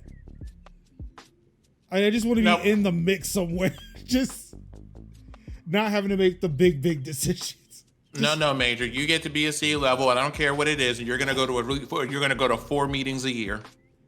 Can I be the chief fellow officer, which is like the dude who just does not? I'm like the chief dude who just follows his passions and just does that. No, you have to talk to people about strategic things on occasion, 4 times a year. Look, all right, then I'm on the board. Well, then I'm on the board. That's all I need. Just give me a board seat. I just don't want to be C-level. That's what Elon Musk could have did. Just took the board seat. See, we're learning things from. But wait a minute. See, the thing is, I mean, he could have, but then they were just like, okay, sure, you can be on the board, but we need to do like a background investigation. He said no. Look, I'll be like Starfield. I'll just walk up, commencing scan. Cool. Bro, background investigate B, you can go ahead and find that bad Yahoo website I tried to make where I was like trying to write poetry for half a second, and you can go and find my Zanga where I was having an existential crisis in college. I don't care. I'll be like, look, if you can find that, let me know. I've been looking for it. I've been wanting to back up for all that stuff. Please. Right. Yeah, go ahead, Ren. Roll the dice, see what happens. See, Pulse, we're trying to skip that part. What I'm saying is like the web is forever, and I get that, but half of the places that I have been on the internet and have published anything don't even exist. Good luck to all of you. Yeah, those hard drives have probably been shredded at one point. That part. Pulse says, in order to have Linus Media Group, you need to first learn how to apologize for stupid things you say, but also make yourself the victim at the same. No, see, that's the thing. We are not trying to do that. Yes, we are. No, I don't want to fuck up. I don't want to have to be in a position to apologize. Major, this is something you didn't have to tell us. We knew. Right. I just want to be correct. That's it. Not right, just correct. There's a difference. But I'm gonna bust out that old school notes app on my iPhone and screenshot that. Also, don't forget, I include. It was a part of the list of things to talk about, but I removed it. Don't forget, yeah, you have Notepad. You will not have WordPad in a few. Oh, Major, you forgot about this in the article this week. Well, actually, let me see if this is in the articles this week before I say you forgot it, because I could be lying. I did not know. While we're talking about that WordPad, I did not know WordPad was a word processor. I did not know that's what they considered that thing. Yep. Oh. Yeah. Oh, you didn't include that this week. Oh, what? Buddy, I'm gonna go find that real quick. Give me a second. It'd be fun if it is the WordPad article that was there. It isn't. I removed it. It isn't. Oh, okay. While he looks at that, Gizmodo's in hot news. I mean, hot news. In hot water, just like CNET was. And boy, I call CNET out on that on TikTok, but I doubt they'll acknowledge my comment. AI took my job, literally. Gizmodo fires Spanish staff and switches to an AI translator. Oh, that's funny. Meanwhile, readers say that some AI pin articles switch languages halfway through. This is why I do not support Kotaku articles in Discord, because fuck Gizmodo initially, and now this is definitely like a hard stance. Wait, what is in my comments made you, if my comments made you feel this way, but if you weren't so sensitive, you would have seen that I meant the best. The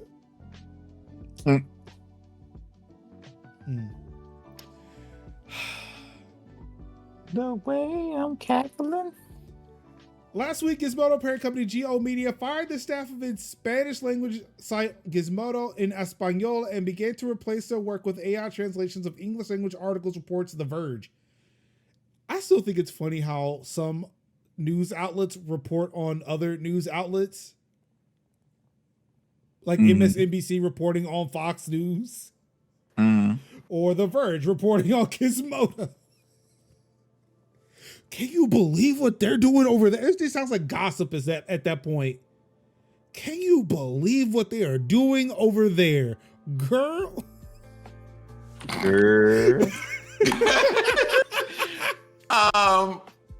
the way, I have brought y'all. I have seen yes, I have seen some additions. I'm gonna have to bring down the show for a second to go get it. I can just copy and paste it into the doc, but I have brought y'all some proper nonsense. Let's see. Well, I'm gonna finish this real quick and then I'm gonna go switch over. Or let's finish the tech. Is it tech or gaming?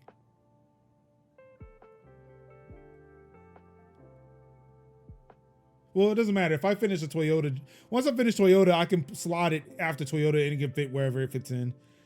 Former Gizmodo writer Mateus S. Savia, and I am sorry if I butchered your name there, publicly mentioned the layoffs which took place via video call. Well, I don't feel like Gizmodo, that's kind of par for the course. Because like all their writers are kind of spread out. It's not like they're in a newsroom. They probably were at one point, but not anymore. On August 31st, Zavia wrote, "Hello friends, on Tuesday they shut down Gizmodo ES. They turned it into a translation self-publisher. And in parentheses, an AI took my job, literally." Previously, Gizmodo en Español had a small but dedicated team who wrote original content tailored specifically for Spanish-speaking readers. What? Okay, see now that's egregious. As well as producing translations of Gizmodo's English articles. The site represented Gizmodo's first foray into international markets when it launched in 2012 after being acquired by Guanabi. So they were creating original content on top of translating English. And now they all been let go to just have some AI translator just translate the English shit. Yeah, that's great.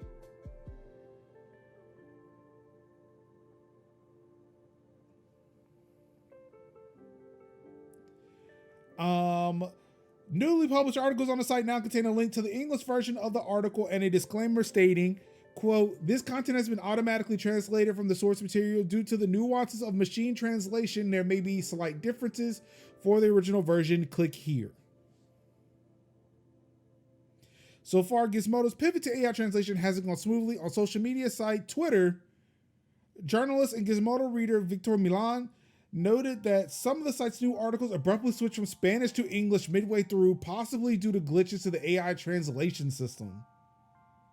Ooh, please tell me that they provided an example.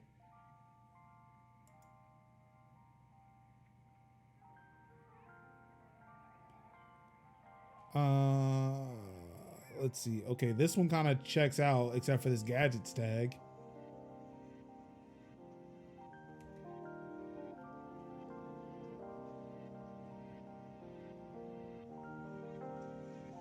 Now, excuse me here while I'm trying to. Oh shit! Damn! Like, for real, it does. Wow. So Wait, so what happened? So the tweet that Victor Milan shared, he provided a couple of screenshots of a machine translated article about the Legion Go, which is something we're going to talk about today. So it's like there's one paragraph here. Gizmodo pregunto a Mieta sobre el proceso. Okay, so that's in Spanish. The next paragraph is in English. Straight up in English. Like, it's just, you know, once again, it's giving, are we not embarrassed? If I were applying for a job as a translator or a localization job, and I just ran my shit through Google Translate and people found out about it, I would be fired on the spot. I'm just saying. Paul says it's helping Spanish people learn English. Where? But yeah, it's like there are two paragraphs that are literally in English. Like, I thought I was having to look to see if I can find like a few Spanish words in the middle of a sentence. Like, no, there are two full paragraphs in English.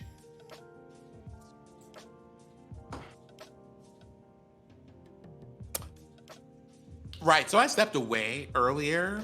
For those of you who are listening at home, I stepped away earlier for a quick beverage. It wasn't enough. Now, I am currently afraid to do so again because I do not need to leave these two unsupervised. However, comma, I should have made sure that my drink had a couple of extra levels to it, if you get my meaning. Because what is this? What is this? Oh boy. Absolutely not.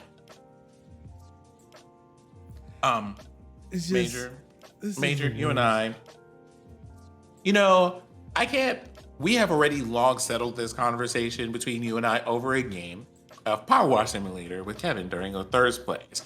But this is the kind of stuff that we were worried about when I was kind of like, this is why I think AI things are terrible, because people are just like, well, we could train them to do like quality work. And it's kind of like, you don't understand that. They're trying to displace people with that amount of work and everything else. Yeah. And it's one of those, what I want is to live in a world where AI came out and it was a kind of like, hey, now we can have some people who may have like some things where they need to polish up a bit of their writing.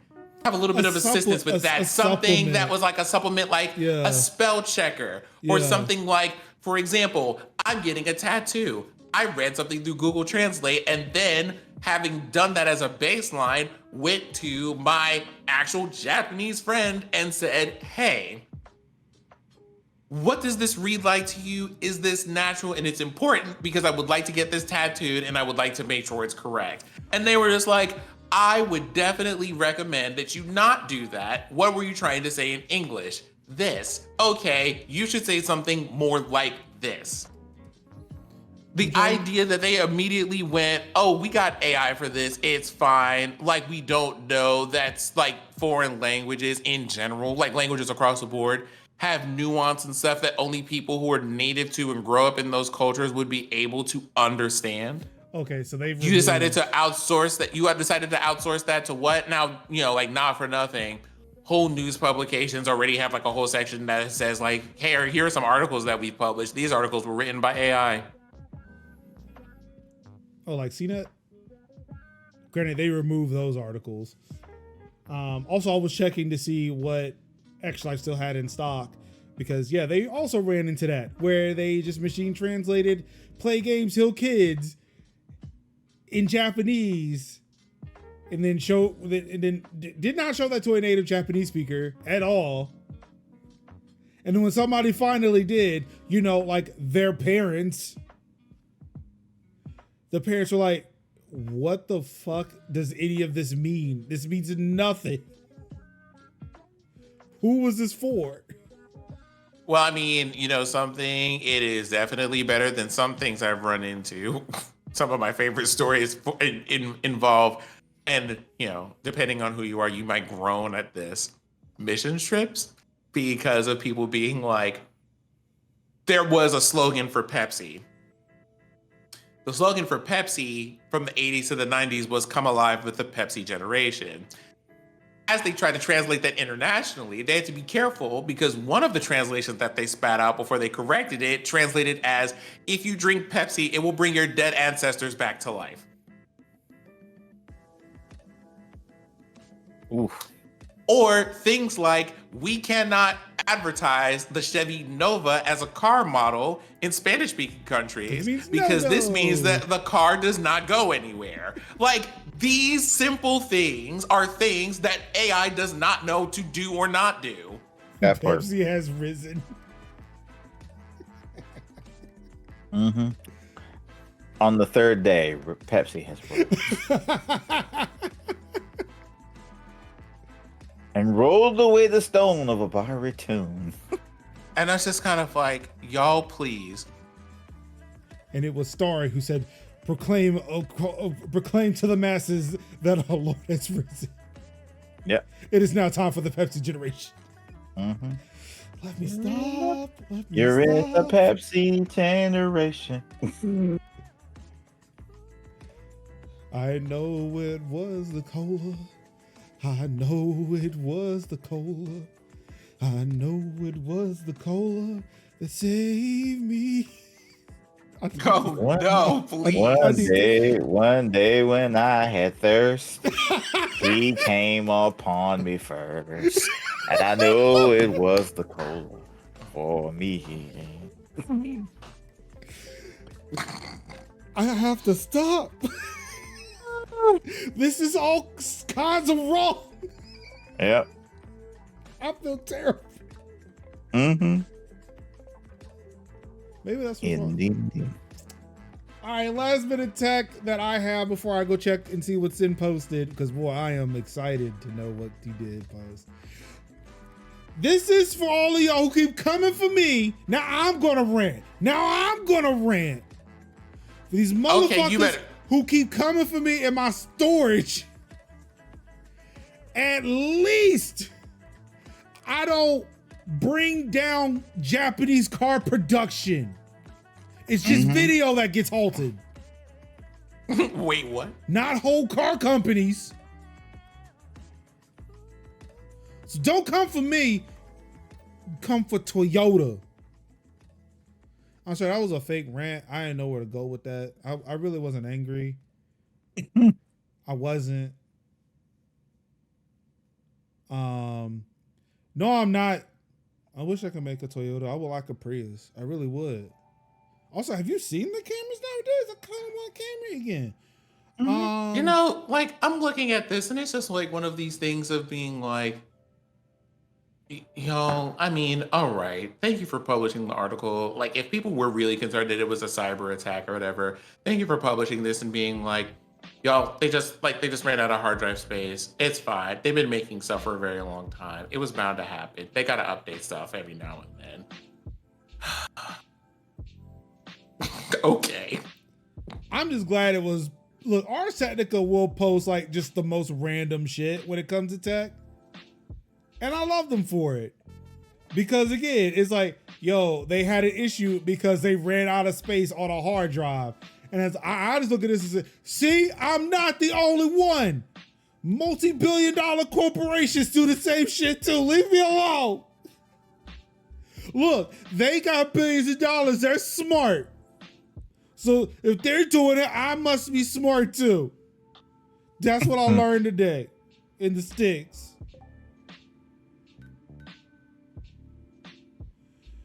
I mean, Pose, you're right. They do look cool. I may not buy a Toyota, but again, they do look cool though. How much space do they need? 64K. It doesn't say where it was, but The press release says, during the maintenance procedure, data that had accumulated in the database was deleted and organized, and an error occurred due to insufficient disk space, causing the system to stop. Since these servers were running on the same system, a similar failure occurred in the backup function, and a switchover could not be made. Keep this storage out of the brick. See, y'all keep. See, I'm gonna hit this button, and y'all gonna see something because I also streamed today. Oh, wait, you're not gonna see it, but hey, it's still true. Yeah, that C drive ain't looking too great today.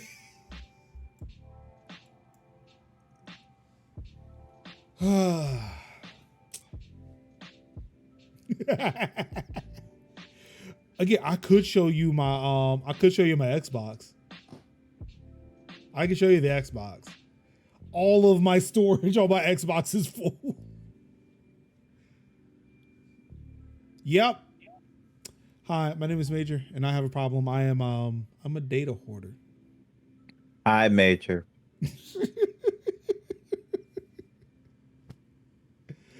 Oh my goodness.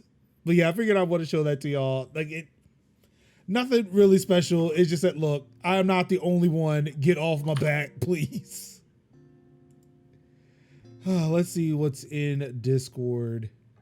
Nope, that's for the streaming section. I'm going to post that in the article so that you can get to that when we get to that section. Well, yeah. If you post an article, I can have it for the show notes, but I'm still going to need to pull it up for. There you go. The Like there. Anyway. Even though I have still X. It is. I don't know. It says twitter.com in that link, and that's all I have to say about that. Okay, see, now that I'm looking at it, and I'll have more to say on this later, but yeah, it seems weird that happened given news that I shared about a couple of days ago about Bethesda, and there are issues with the subject, but I'll get to that. I'll get to that because it was odd that it was buried, but 4-hour video. I guess nobody has time for 4-hour videos except for Jim Sterling, apparently. I'm sorry, Jim Stephanie Sterling, excuse me. Yeah. I'm not entirely sure what they would like to be referred to as. I just seen Jim Stephanie Sterling. That's about, yeah. Anyway, gaming news. Before we get to that, look, I'm gonna leave you in suspense, Ruin. I'm gonna leave you in suspense. We'll get there in a second. We got some gaming news to talk about, like the Lenovo Legion Go. Did you look at the Asus ROG Ally and say, you know what? I want to break this shit so hard and just have Joy-Cons. Well, there you go. The Legion Go. It'll cost $699 when it launches sometime in October. This is a Windows 11 powered machine. It will be available on Lenovo site as well as Best Buy and Micro Center. With an 8.8 inch touchscreen that tops out at 1600p, which is the highest resolution I think so far, and a 144 hertz refresh rate. It can scale down to 800p and 60 hertz to preserve battery life and maximize performance.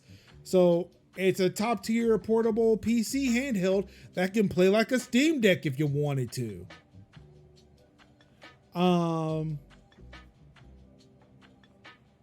Let's see. Don't expect the device's 49.2 watt-hour battery to hold the charge for long while pushing 1600p resolution. Though Lenovo claims it can recharge back to 70% in 30 minutes when you use the included 65-watt charger. It does have a kickstand. So again, you have your Switch if you really like it. Looks like there's a micro SD slot on the top. Oh shit, this thing's got some buttons and some scroll wheels. Is this my new favorite portable handheld? Huh.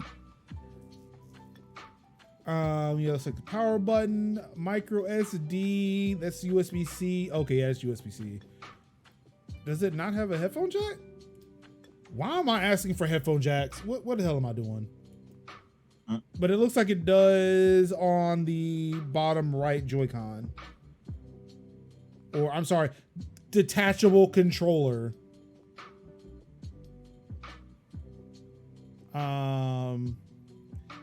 Let's see, Lenovo also announced the Legion glasses, which will enable you to have a 1080p 60 hertz screen in your face.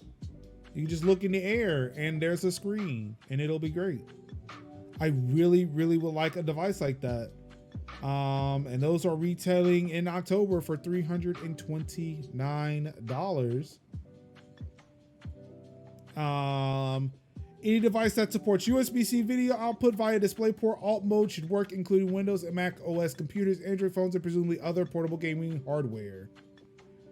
I will wait to see if that supports the Steam Deck, because I really would like a pair for the Steam Deck.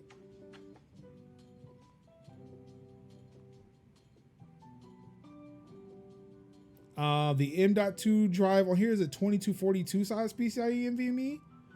I think that's still smaller than ones you can buy at like Best Buy.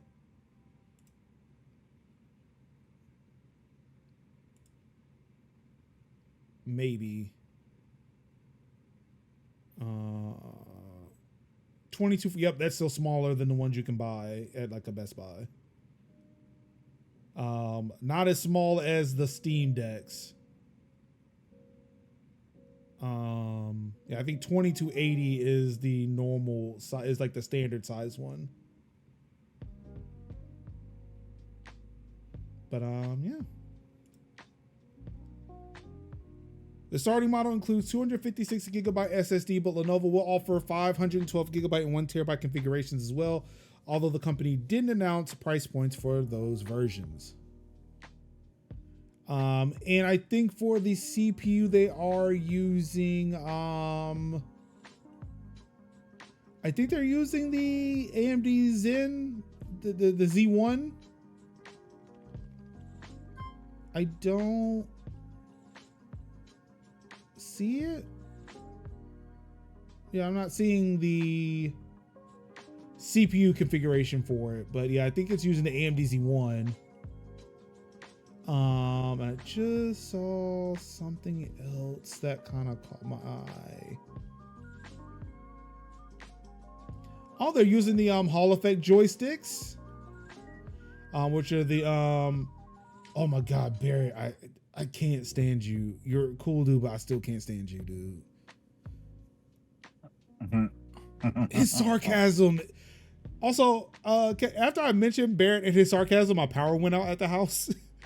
So yeah, I disappeared from your stream shortly after that statement. Damn. But yeah, sorry, I got distracted by Barrett and his fucking cheese eating grin. I cannot stand it, dude. I love Barrett. I do too. That's the thing. I love him, I hate him.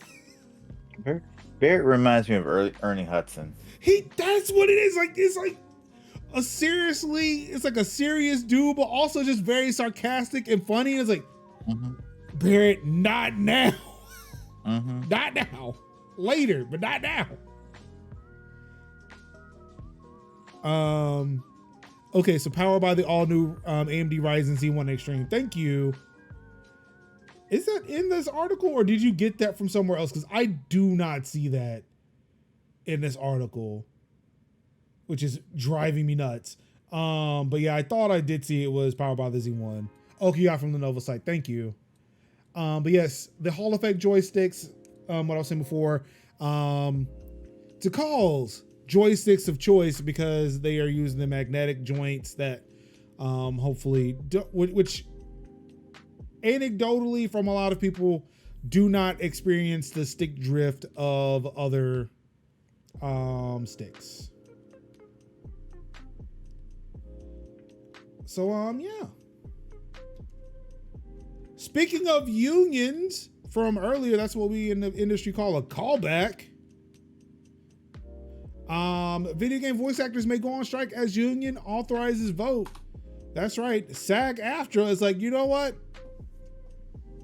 The actors have been sitting out. We think the voice actors need a part of this too, because they are definitely in threat to this damn AI shit. They're more in threat, because it's one thing to clone a likeness, but I feel like it's easier to clone a voice. High res done messed up the bag for everybody, apparently. Indeed. The union announced a vote on its official website in preparations for what the Post calls forthcoming bargaining dates with signatory video game companies. The previous contract was extended nearly a year ago, according to SAG-AFTRA, and new negotiations are set to begin on September 26th. So 19 days away. The signatory video game companies cited in the SAG-AFTRA post are as follows: Activision Productions, Blind Light LLC, Disney Character Voices, Electronic Arts Productions, Epic Games Incorporated, Formosa Interactive LLC, Insomniac Games Incorporated, Take-Two Productions, VoiceWorks Productions, and Warner Brother Games Incorporated. And boy, they really went after Take-Two on this one. Here we go again. Now our interactive video game agreement is at a stalemate to, in quotes, SAG-AFTRA President Fran Drescher said in an official press release. Wow, so Fran Drescher plays San Andreas?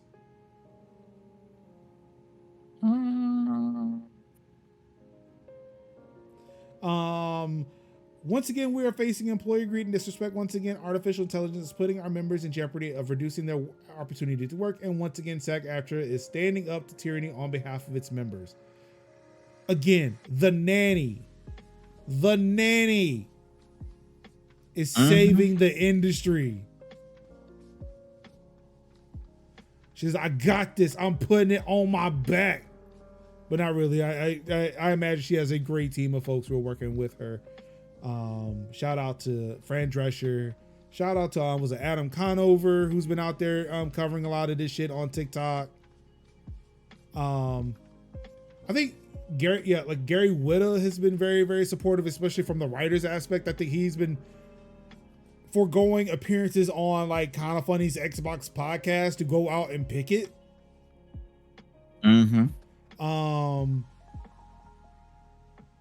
Yeah, shout out to everybody who's involved in making sure that these actors, these writers are getting what's due to them. Because it's one thing where it's like media has kind of put these folks in like on a pedestal. Are they making bank? But again, like that's if the work keeps coming. And it's like we're like a lot of these folks, even the bigger stars, like they're still technically on some type of shoestring. Like one thing falls apart. I mean, if one thing goes away, everything falls apart. Like you can look at an NFL player, NBA player, it's like, man, they're making bank. But again, when they're not playing anymore, if they didn't plan, and a lot of people don't tell them how to play them because they got a whole bunch of yes men. One thing, like they fumble up one thing, that's the whole bag gone. So what you're not about to do is fumble the bag. Yep. I think it like this typically reminds. Yeah. Herschel.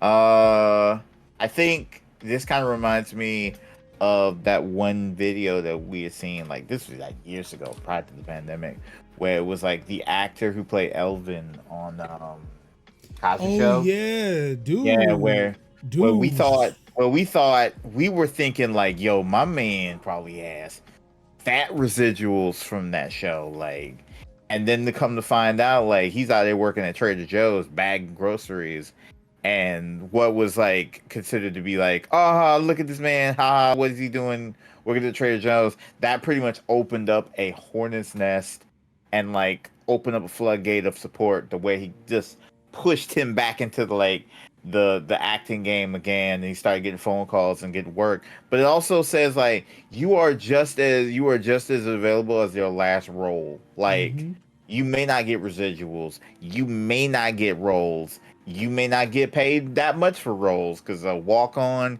is different from an extra, that's different from a starring role. Like you you might get what they call tape. You know, you get a nice little pad in your IMDb page, but you're not getting like the money that it would take to live like a lavish lifestyle. Some of it's like, okay, I'm living in like a 2-bedroom, a 3-bedroom, 2-bath, and I could just barely make my rent, or I could just, be able to pay for whatever I need to pay for. But yeah, and I'm like, yeah, pay these people these coins. And pay these people these streaming coins. doesn't help. And it's a thing too where it's a thing too where it's like, again, we can sit here and talk about like Game Pass, right? And how like, granted, 2023, it's debatable on whether or not because I don't think we said it in a long time where Game Pass is the best deal in gaming. Redfall kind of fucked that up, and it's like it had us like really look inside. Like, is it though?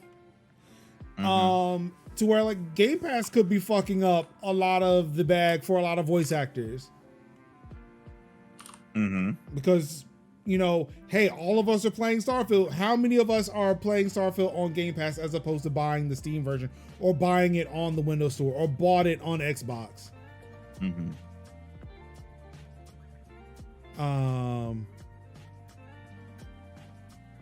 See, Post bought the upgrade. I know Merge bought the upgrade.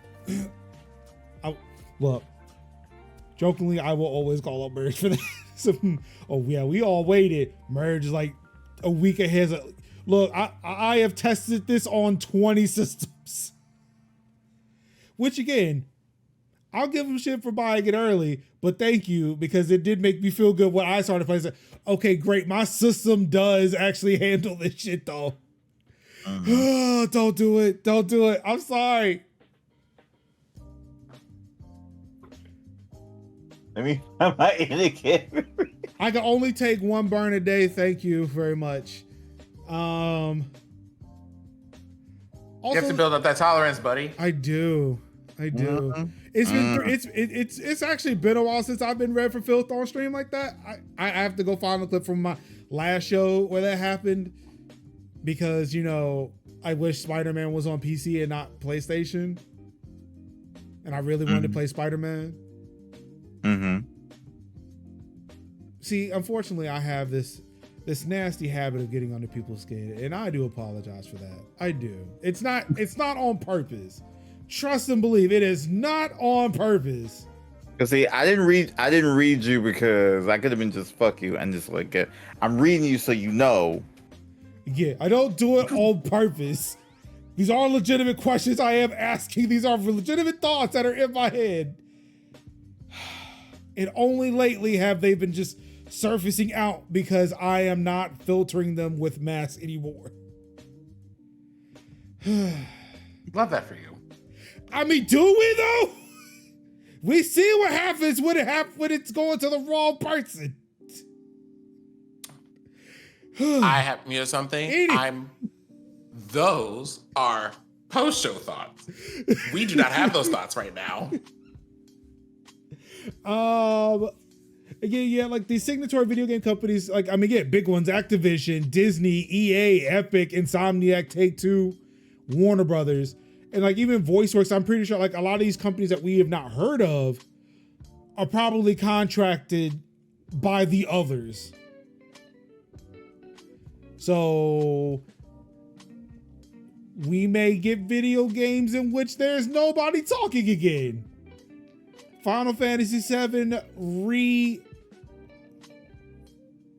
Revengeance Part 3, and it goes back to all text-based prompts because they couldn't get the voice actors. Return of the Sims voice. What if the voice actors for the Sims are actually a part of this? So even the Sims don't even talk. But see, here's the thing though, like that they're voice actors that do those voices. Yeah, that's what I'm saying. So it's like they don't even do it.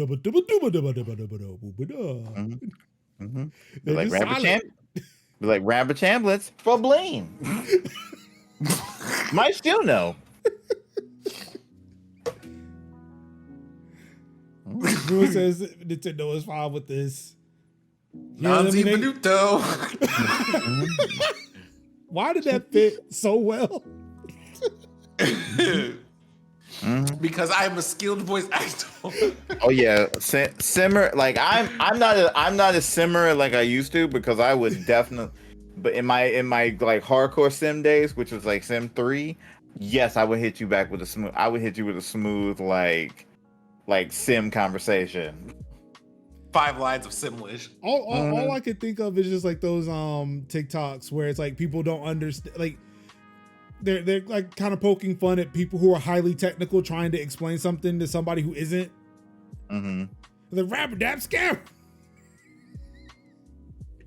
Be like, you go boom, bang, pop, and boom, da da da da da da. You go ba da da da da da. Hey.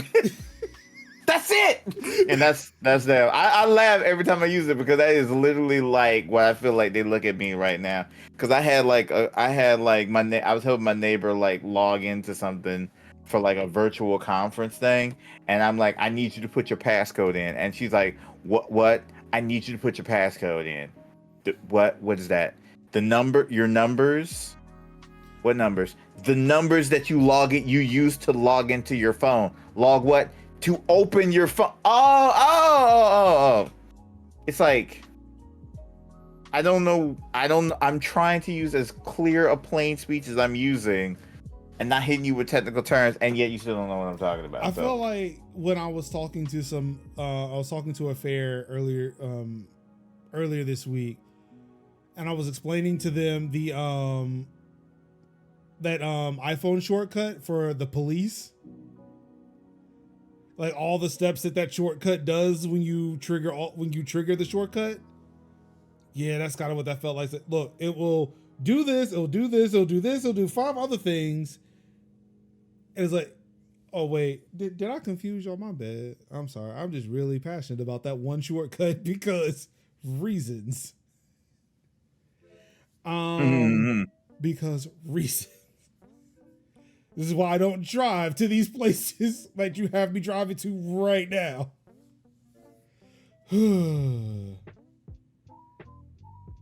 But yeah, so September 26th, I think, is when that is happening. Where'd it go? Yep, September 26th.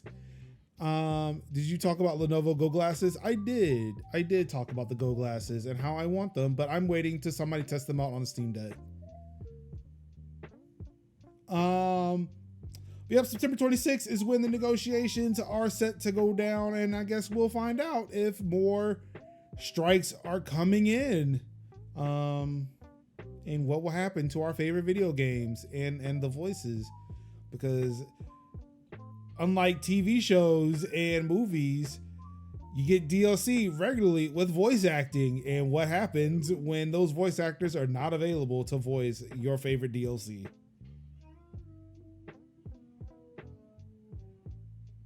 So, I mean, I guess you don't have to, well, I would say, well, yeah, you don't have to worry about that with Tears of the Kingdom. They're not getting DLC. But let's see, Activision's a part of this, so there may not be more single player stories in your Overwatch. Take-Two's a part, so what does that mean for Grand Theft Auto 6?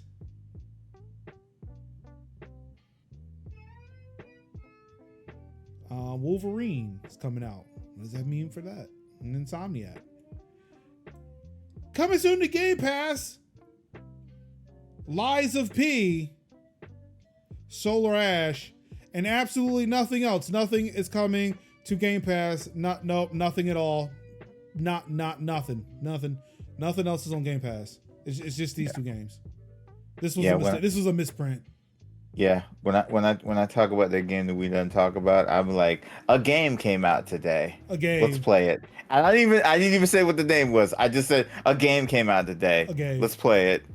A game. And then the game. You know that game that came out 2 days ago? I like it. Let's play it some more. Yeah. Just load up Sea of Stars. Yeah. I love Sea of Stars. Which also is on Game Pass.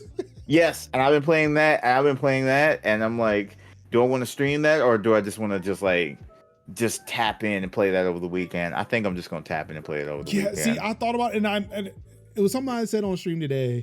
I was like, look, I need to tell Kev. I need to remember to tell Kev. So I'm gonna tell you now. I played the Sea of Stars demo on Steam. I love it. I want to play more of it. Yes. But a game came out Tuesday. Yeah. It came out Tuesday. So I was like, yeah. Cause see, that was what happened to me last weekend when I had all the power went out. I was like, yo, I want to play this game. I want to play Sea of Stars and get in a good amount of Sea of Stars before that game came out. Because I knew I was going to be playing that game come out. I wanted to do that too, but I had to finish Remake. Like I'm also going to tab back into Remake because I don't want to start over because I'm like I really haven't started Remake. I'm like at least a few hours in. Understand what happened between the time I played that on PS4 and played it on PC. That game on PC seemed to have been a lot longer than I thought it was. Yeah. I was like, oh no, this is not as quick as I thought. This actually was like a 30-hour game. Shit, what the fuck? Yeah. And it's them like 30 hours are clocking in like a mug, and you're like, ooh. But it was still good though. Still good though. It was still good though. It was like, man, this game is taking longer than I thought. Mm-hmm. I think when I fixed the settings on the Steam Deck, it made it easier to actually play more of it. Mm-hmm. Because it was like, I think I had some weird settings and it was a little choppy and it made me not want to play on the Steam Deck. But when I finally tuned them in and got a smooth 30 on it, I said, oh, this is not bad at all. I'm going to play this on the Steam Deck. But then, of course, that was that huge stoppage when I got to the Honeybee Inn. And I was like, oh, yep, nope. Cannot play this until I get to stream again. This has to be on stream. Once I get past that, then it's full sailing until the end. I don't care where I play this. I just need to finish it now. Yeah. You think PC was episodic while... Wait. Console was episodic while PC got all the episodes? No. Remake came out complete on PS4. Yeah. The only thing that was added to PC was the intergrade joint. Yeah.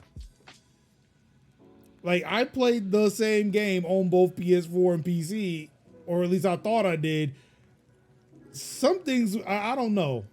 Maybe I played more of the side quests, and that may have been what made it last longer for me on PC. But I swear, even the single players, like the actual main quest stuff, there was some stuff in that main quest I don't remember being there.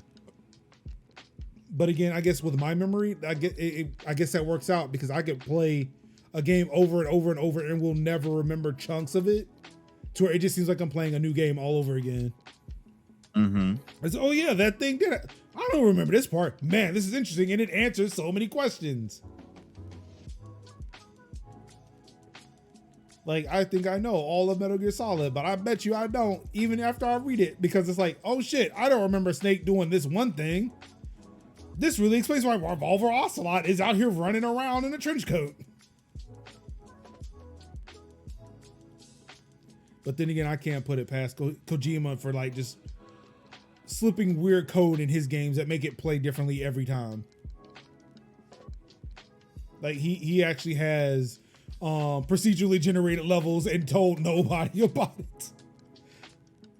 Like it's all fucking was it the Mandela effect? Everybody thinks they know how that game was, and every time they play it, it's different, but they're afraid to admit it to anybody else.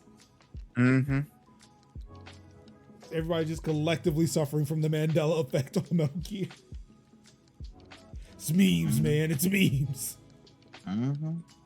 It's meme. I'm the problem. It's memes. All right, now it's time to address this one. Again, I will say again, I do not want to be a C-level employee of any company, and I do not agree with most C-level employees of companies, but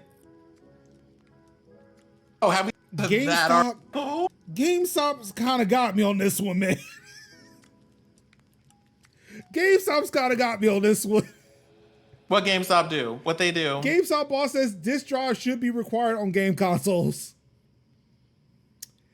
And I am inclined to agree. I agree as well. However, not for the same reasons he's saying it, but I agree.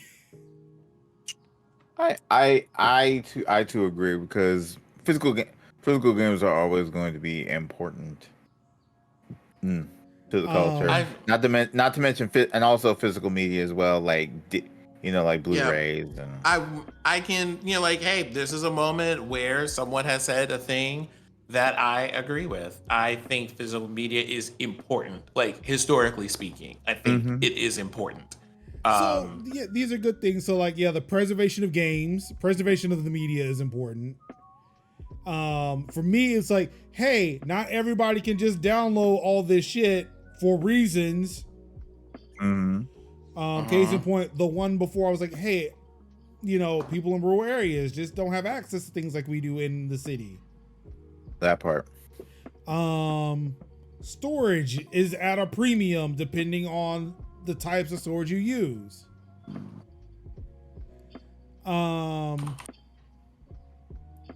However,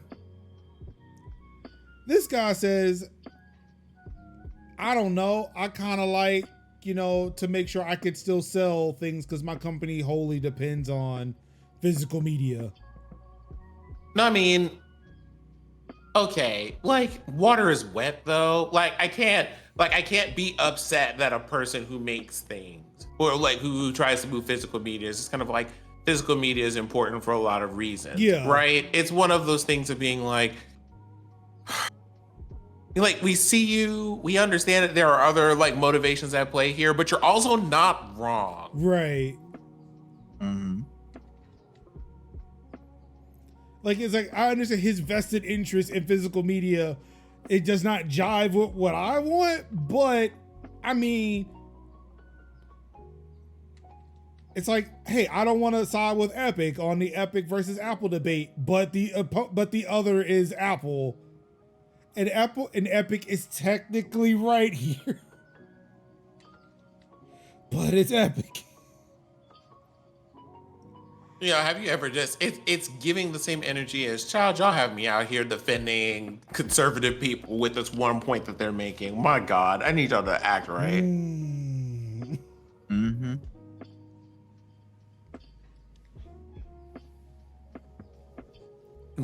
What Merge is saying, they're right for all the wrong reasons. They're right for all the wrong reasons. Yep. And it's like something that I was talking with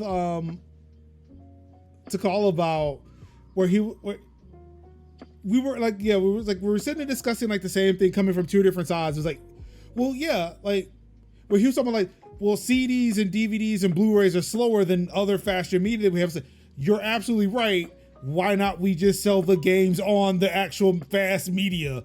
I don't know, like the storage expansion cards or NVMEs. There's nothing wrong with this. We could totally be doing this. Like, I have a whole Spotify account and I still have a whole crate of vinyls right here. Like, I'm pointing to them off screen. So, yeah, it was like, yeah, like we don't, like this isn't an article saying, hey, I mean, well, it does say disk drives, right? But it's more or less like because nobody is thinking about faster storage mediums. Like, I am pretty sure Ryan Cohen here would gladly sell you storage expansion cards with Call of Duty on it. Or NVMEs with like NBA 2K on it. Like that's not like, disk drives is what he knows now because he is CEO of big company that happens to sell games, and that's just what he understands because consoles had disk drives on them before.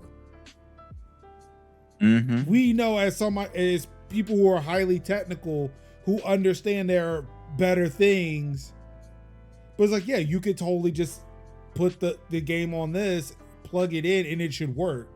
Like a properly formatted NVMe with a game on it should work when you plug it into a PS5. A storage expansion card for an Xbox Series X or S should work if you plug it in. It doesn't need to be formatted because it only works on an Xbox. It's like it could still be the digital version of that game that still needs to do a DRM check. But at least when it's plugged in, it now belongs to that account once you sign in. Like, or if it's the sake of the argument, like you can't transfer it off. Like if you transfer it off of that storage card, then it belongs to you and like you can't play anywhere else. But I'm pretty sure I could put games on a storage expansion card that are tied to my account, take it to another Xbox, sign in on that Xbox and still play that game. Mm-hmm. So I don't see what the issue is, why we can't do this, why we are not doing this. This seems really fucking dumb. With games getting, again, like we're about to cover NBA 2K24's file size. Again, because I love storage. This is a thing that, if it's not apparent to anybody who is listening or watching this, I love storage. This is something I want to discuss ad nauseum. There are better ways to do this. Why are we not doing it? Games are becoming so giant with 4K, 8K textures. God knows how many choices. Baldur's Gate alone, save file will probably require an external hard drive. Mm-hmm. Why are we not putting this on fast or medium?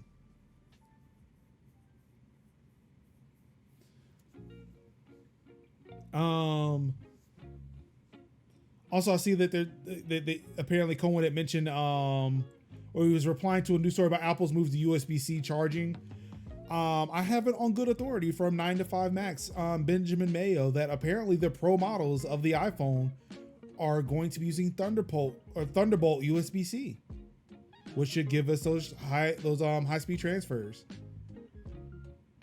And now I'm really upset. This is a thing that would make me wish I had a 9 to 5 so I could upgrade my iPhone and get that USB and get that Thunderbolt, baby. I want the Thunderbolt iPhone. He said specifically that it's going to be the same port that's in the iPad Pros. And like, yes, please. I'll take one. I'll take one. I'll take a Pro with the Thunderbolt. I want that. I want that fast speed. Because again, if I'm gonna use my iPhone, if I got a Pro model phone that's supposed to create super duper content, I would like to transfer it faster. Well, I mean, granted, AirPlay is not that bad, but still, ain't no telling how big a damn 4K video file is gonna be, especially if I shoot it in ProRes. Ruben says got gigabit and still slide at that physical life. Literally, GameStop could become a stop that has all the latest games pre-downloaded and they just encrypt it to use on your user account on a USB stick or an NVMe stick. They take the same cut that they take for disc with less work.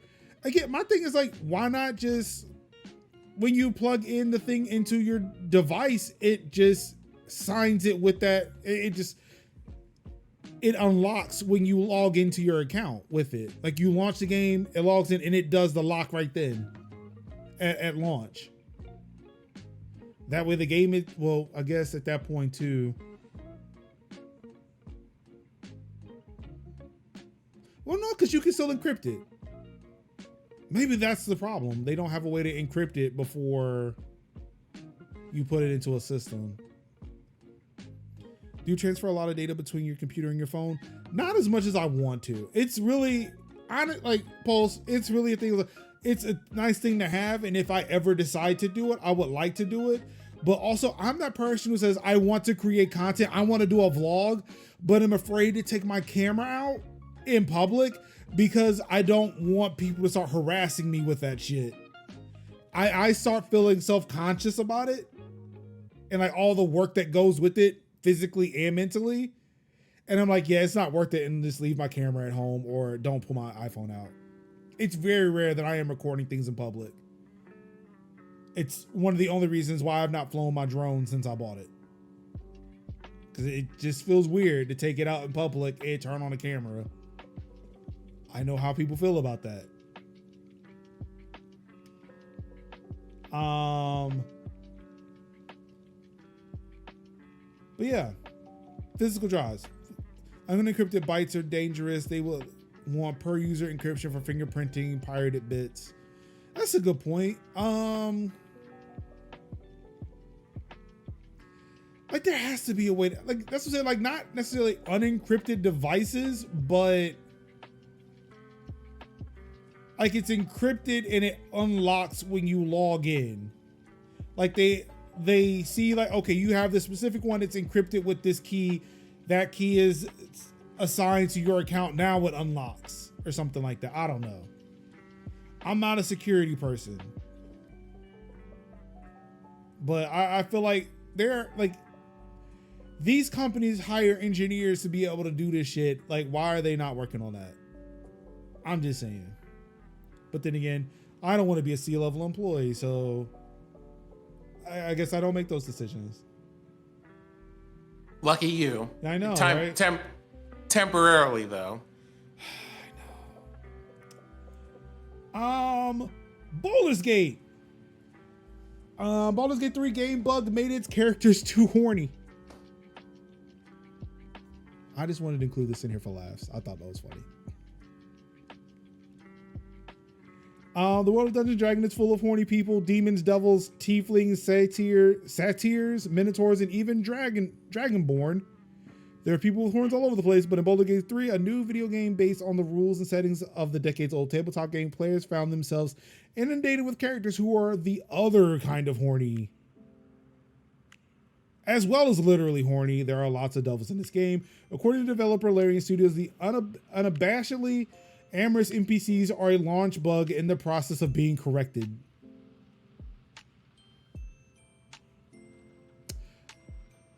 So,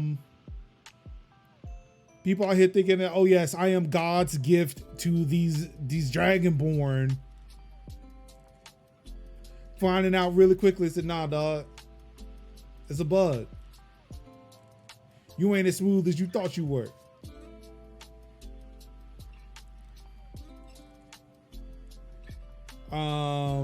See, Gail was really trying to get at me and I wasn't even flirting. Then I kept talking to the rest of the party and they all wanted to have some fun that night. Kev, why did we skip this game?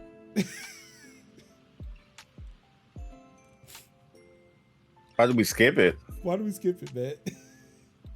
Why don't we skip it? No, why did we? Well, all these digital people wanted to have sex. It's like, that game was coming out. Yeah. Oh, right. That game. That game was coming out, and I'd have to pay for this one. We would have to pay $60 that we really did not have. Pulse is right. Like, yeah, it costs money. Yeah. Yeah. And then this game that came out did not. We'd already paid for it for the month, so we were like, yeah, let's go ahead and play this. Okay, so Ruin asks a question here, or he says, I already told y'all it would be the best RPG of the year.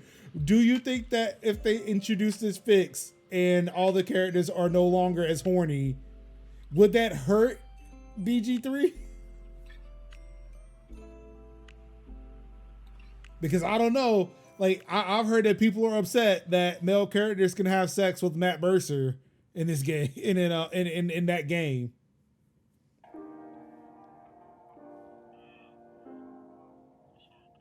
For those who don't know who Matt Mercer is in that game, it's the cowboy.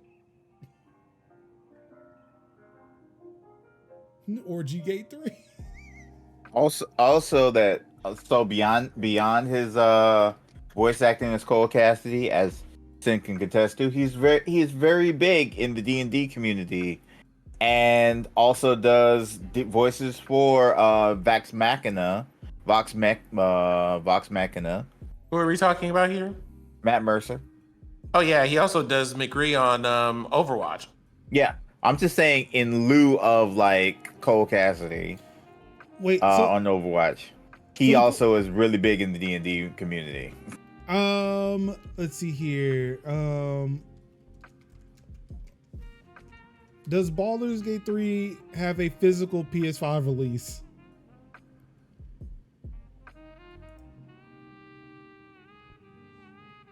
I don't know why I went to PlayStation's website to look for that, because they will not sell me they will not sell me a physical copy of that game.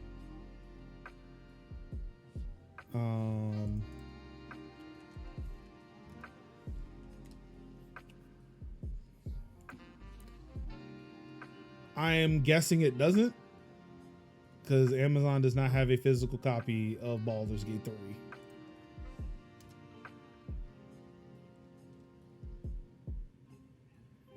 All right, so damn. There's no way to, yeah, so like the only option here is to go merge this route, where it's like there's a toggle that says keep the buggy version or patch it, because there's no way to say, all right, I'm gonna buy a physical copy and never patch it, so I can always just have horny NPCs all the time. Gotta go to that one place that sells physical games. What was the name of that place? GameStop.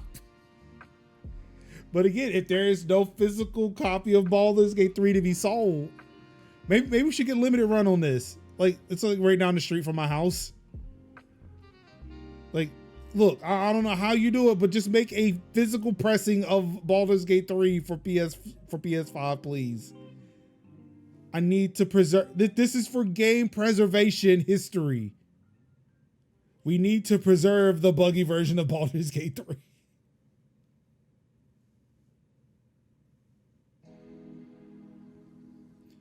Oh man.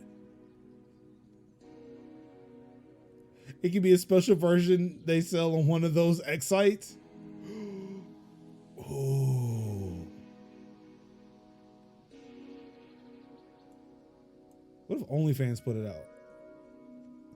Like Pornhub produces the physical copy of Baldur's Gate 3 pre-patch. And more gaming update news. Jedi Survivor has resurfaced. They promise a solid 60 FPS performance on consoles and the PC version. Now, listen to this game from company that everybody is playing now on platforms, specifically PC. Jedi Survivor now has DLSS.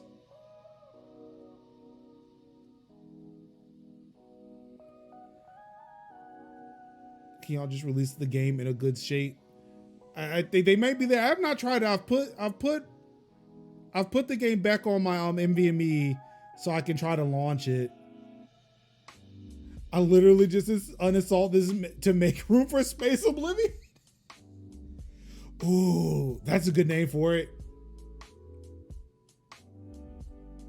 Okay, we should call it Space Oblivion.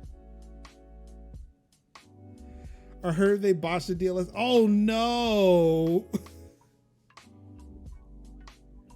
Mm-hmm. So maybe Funny. adding DLSS to a game that only has AMD upsampling or upscaling, does it work? Maybe this is what Space Oblivion is trying to avoid.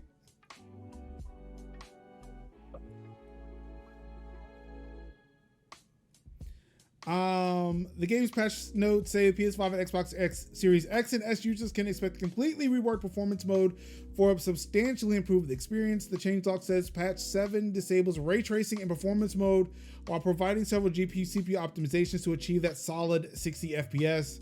The developers have also improved quality mode, which prioritizes graphical fidelity over a consistent frame rate with optimizations to help reduce frame rate fluctuations and improve visuals.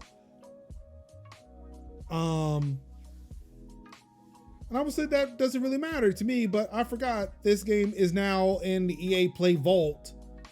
So I can actually play this on the Xbox now.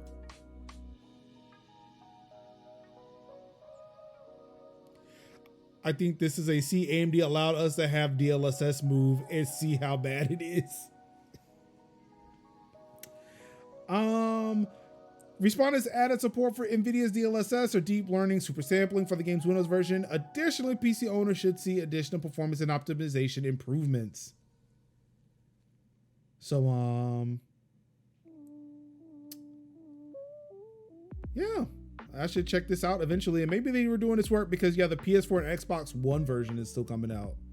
Which all I can say is like the state that this launched in on the high-end consoles. Why? Also, maybe Respawn didn't want to say what Todd Howard said. So look, y'all just need to level up y'all PCs. Y'all want to play this right? Level up your PC. We'll show you how to do. We'll show you how to run space games right. Don't try to tailor to everybody. Only tailor to the 1% of users who have the best hardware. Look, we move graphics cards here.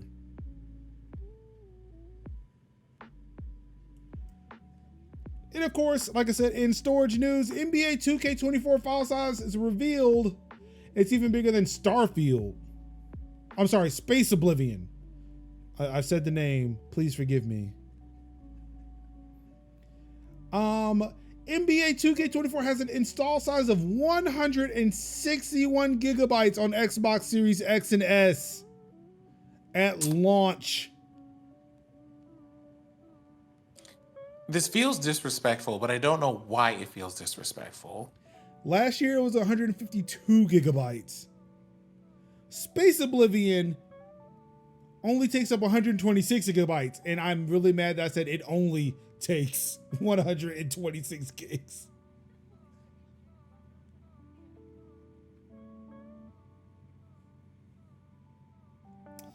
Madden 24 only takes 51 gigs. And MLB 23 only takes 83. You want to know what doesn't take all those gigs, though? Stardew. Yeah, it just crashes your whole GPU.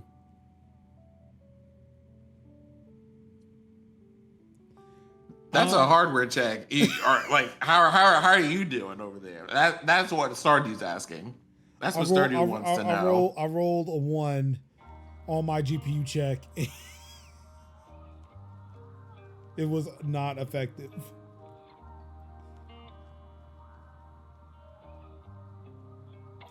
But yeah, that's because your GPU is rendering at 1000 FPS. Whoa. Slow down, guys. Slow down. It's too many frames. For what? That has to be the player face scans. Look, it could be the beads of sweat, the amount of VC that they're willing to sell you. Like you're actually just getting customized individual VC now. You have your the blockchain is installed on, like, you have your own very local blockchain.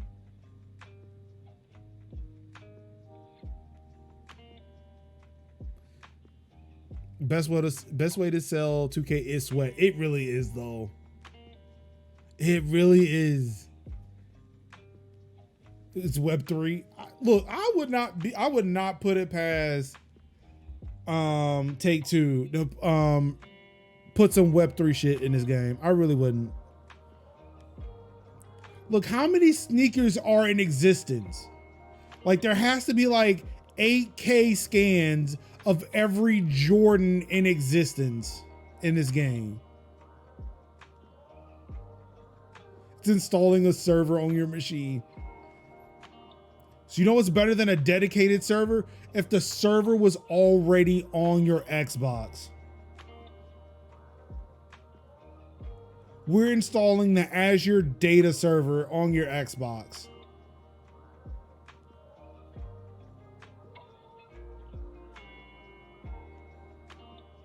Power of the cloud is back, baby.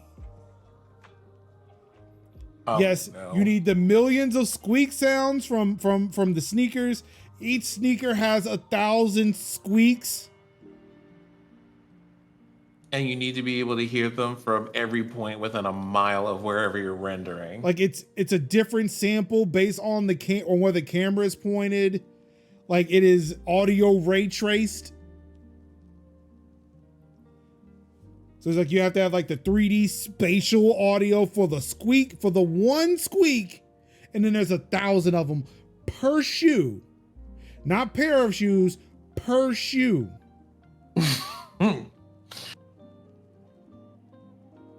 Exactly. Like they get like Kevin Durant to show up. Oh yeah, excuse me. Pulse is right. Each shoe from each location at every court, inside, outside, on the grass, in the gravel, asphalt, pavement. It's giving textures.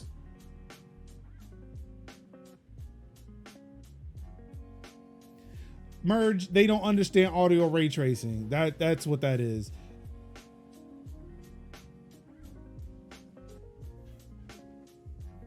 See, they're like, no, we can't. We're putting the compute, because remember, they're putting the Azure platform on each Xbox. So they're putting like all of the AI data, the data set for the ray tracing on the Xbox. Oh, thank you, Paul. I forgot. And from each seat in the stadium.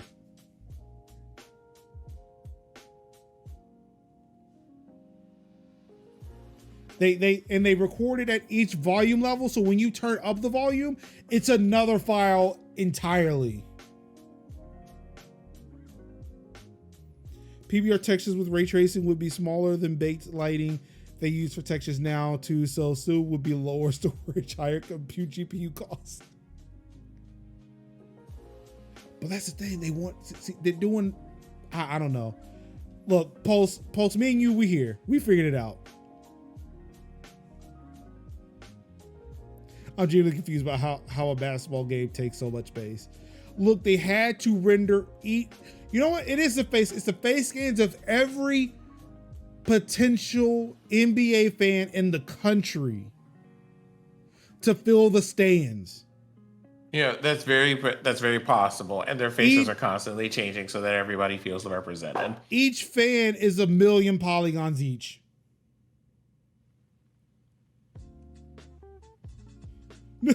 Clip that shit and make it a YouTube story and TikTok and we'll make millions. The conspiracy behind NBA 2K24's file size. Oh, all right. Two most important parts, the faces and the shoes. Faces get 1 million polys and the shoes get 25 million. Yep, that's it. That's it.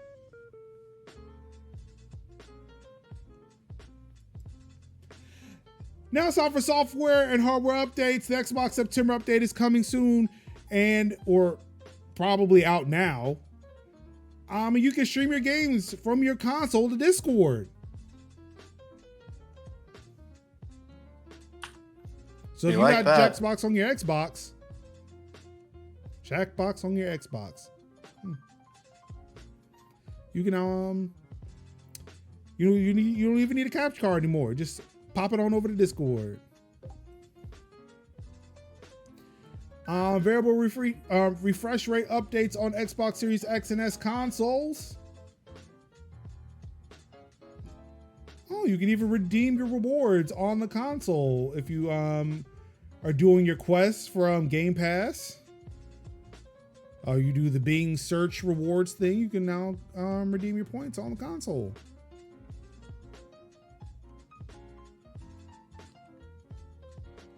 You can ask your friends. You can ask to join your friend's gaming session. So instead of just hopping in, you can say, "Hey, excuse me, can I play with you? Excuse me, hey,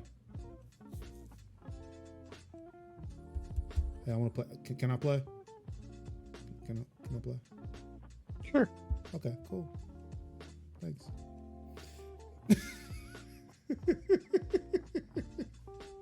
Your friend will receive a notification of your request to join, and they can respond back to you with a game invite, a party invite, or a message. And of course, the Xbox voice recording or voice reporting system is going live. Let's see, new wish list notifications. Easily pair new accessories to your Xbox console.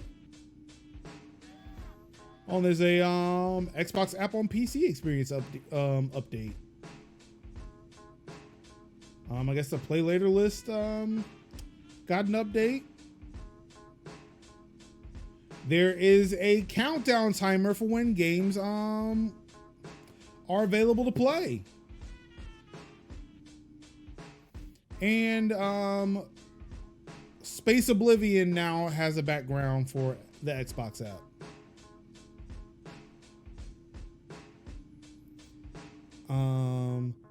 I still remember that. Did you Bing it emails we used to get at Microsoft?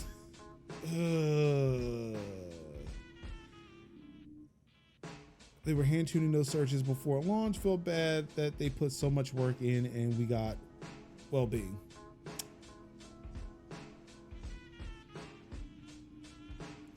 Your countdown timer was different on different computers. That's fun. Yeah. For lack of a better term.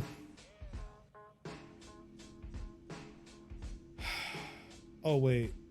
I jumped a section. I assumed the Xbox update was a gaming update and not a hardware update. So you know what? Fine, we'll do this. Hey, make sure you update iOS and macOS to their new, if you're on the GA releases. There's an active exploit in the wild. I think this is related to Pegasus. So Pegasus is still out there. Be careful. Update your shit.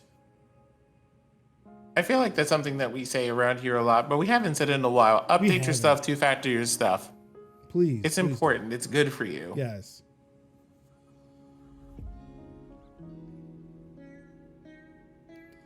Yeah, my tablet said I could play Space Oblivion on Friday. My desktop said Tuesday. Does your tablet have access? I mean, well, I imagine you're using the same account on both, so I don't know why that didn't sync. That's weird. But yes, it's supposed to say macOS, iOS, iPadOS, watchOS updates all came out today. I would not be surprised if tvOS update came out, because they're all kind of pretty much on the same fucking code base now.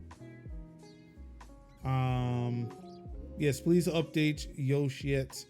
Also, keep in mind, next week there is a phone event. I've already put out a TikTok that highlighted thoughts and feelings I had last year when they announced the 14 lineup. Where is it? I need the big here. Look, new phones are going to be announced next week. We get that? Cool, we're good. Please, for the love of everything good and pure, as much as, yes, I hate capitalism and consumerism as much as the next fucking socialist. If people want to buy the new thing, and I feel like this has more weight now than it did last year, because yes, I bought the iPhone 14 Pro. I'm not getting the 15 because I just can't. But if people want to buy the new thing, let them buy the new fucking thing. Who are you talking to here? Literally anybody's like, oh my God, they do the same phone each year. Why do people keep wasting their money on things? If it makes them happy, let them be happy, man. You know, on the one hand, if you want to, like, I feel like those critiques are critiques that should be leveled at Apple, quite honestly. But also, it's one of those, it's a fine balance for things. I might say that to someone I know especially well and be like, bro, listen. You just bought the 14 yesterday. I know they came up with the 15 today. It's $1,600. You could wait. It's fine. You are not gonna die, right? But for the general public, I feel the same way about $1,500 phones that I feel about $80 games on the day of. If it gives you even the modicum of like joy in this world with everything else going on, buy the damn game and buy the damn phone too.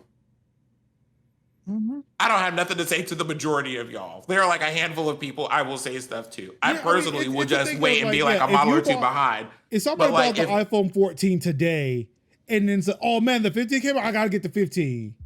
I was like, what are you doing? One, you should have told me. I would have told you not to buy the 14 today because the 15 is coming out next week. But those are specific things. But generally speaking, I feel like we could just fall back to the classic like if we can be very real for a second, the very classic black ass baseline of child, mind your business. Ain't nobody talking to you. Just let people buy the phone that they gonna buy. Right. Let them buy the clothes, the hair, the plane ticket, whatever they're going to buy. And unless these are people that you care about and have reason to believe that this will put them in danger relative to other important material needs like food and shelter, just shut up and let them do it. Yes. It's like, I'm not gonna stop you from streaming on a specific platform. But, I mean, I care for you. I will let you know, hey, may not be a good place, but you know what? If you're happy there. Yep. Because it's fine. Because that's what we're saying. We're in the information, not affirmation business. I'm gonna let you cook. I'm gonna let you enjoy where you are. I'm not, but that's on me. Now, if you say, Kev, are you going to get the new iPhone? And I'm like, no, because I'm trying to squeeze at least a few more months out of this Pixel 4a. Well, let me tell you, the Pixel 8a is probably next year. Right. So I probably would cook with an 8a. I'm already seeing with the AA. This one is starting to get. I took it out of the case and it's starting to get the battery swell.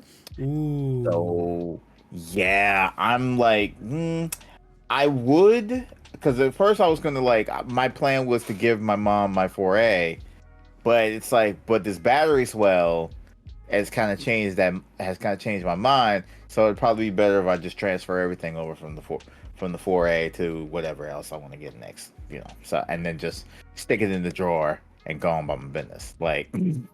So, yeah, I think we're, So that's my plan. There's no starting the battery, so it's either swollen or not.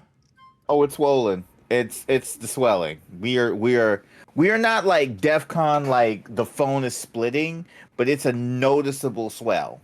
Kevin said they're in the first trimester. We're in the first trimester. It's kind of hard to get pants.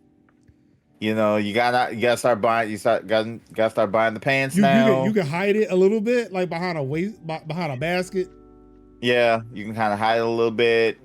Get the pillows. Get your pillows together because once you get in that second, you're still gonna start showing. Look, so Paul, the phone is swole, baby. It's swole, baby. Show them goods. As far as you got tickets to the goods show. Yeah. My God. Okay. Let us lightning round this because we got places to be and sleep to get. Wow. It's been a while since we had one of these longer ones. I got you. This is why I'm just like. So this is the article. This is the story. This is what I would call a nug because there's no official article for this. Yeah. Boo this man. But yes, boo this man, this individual here. Definitely Elon Musk stan #1. No, there's no Weebcast. Shut up, Ruin. No. The last thing I want is to have another horrible take about a thing and to get burnt again. Look. See, I almost did it. Just because I'm an idiot that time, I almost did it. Don't do it. Right, So I were saying, really think about it. I was like, no, Mark, shut up. Shut up. Major, what happened? Though? No, what's going on in the article? Yeah. What's happened in the article? Dr. Disrespect was rejected a Starfield sponsorship deal due to his recent transphobia. He got triggered on stream because the head of Bethesda Publishing has pronouns in his bio. So let's talk about what's on the video. In the video, what happens is he's looking at this person's Twitter account and it's I see here, I see. And then proceeds to explain that because they were a big fan of the game of Starfield and had been talking about it for a while, they had someone from their team reach out and try to like see if there could be some kind of partnership opportunity, some kind of sponsorship opportunity. And they said, with certain things that have happened previously, we don't think that this is in our best interest. But I mean, have fun with the game. No. And his pronouns. Personally speaking, I'm here for it. If people ask you, like, this is why you can't be out here just being an asshole. If people can't tell the difference between you as a human and the bit that you're doing, if it's a bit and it costs you coins and stuff out your pocket, that's your fault. That's what, yeah. You got a bad That's character. your fault. The two-timer who cheated on his wife filmed a teenager in a public bathroom and makes racist jokes about Asian people, thinks he's on the moral high ground by telling Bethesda to not add pronouns in a video game because it hurts his feelings. So this is one thing, right? I don't know why I scrolled back down the other way because of the words that are there. The other thing is just like this long rant about, like, it just ended up being this long video about this long rant of like the things that happened previous to this and whatever that caused that moment to happen. And it's kind of like, once again, these are things that y'all did that were completely in your control in terms of things to do or not do. If you write to a company and say, can we work with you? And they say, based on your previous behavior. But see, what I find really ironic about this is that it's Bethesda? Right. Given that what I had posted in Discord a few days ago, where it was like, Bethesda was like, hey, we're going to out a trans employee, and then give them shit when they're going to doctor's appointments and having surgeries for their transition, and then ultimately letting them go. In this story, it is a 4-hour video that was created by the individual who was let go from Bethesda. Was only covered, from what I can see, by Jim Stephanie Sterling. Nobody, and this was a month ago, just so you know, like this happened a month ago. Nobody covered it. In all the Space Skyrim conversation, nobody covered how Bethesda and their management was being super transphobic. Yet they're like, hey dog, you're being transphobic, we're not going to give you a code to this game. Like, I imagine it has to, well, I mean, the thing is, I don't know if it was just that. I think it was more than that, because the thing is, they didn't say it was specifically for that as much as just kind of like a, hey, given your previous history with, because mind you, it does say rejected a software sponsorship deal due to his recent transphobia.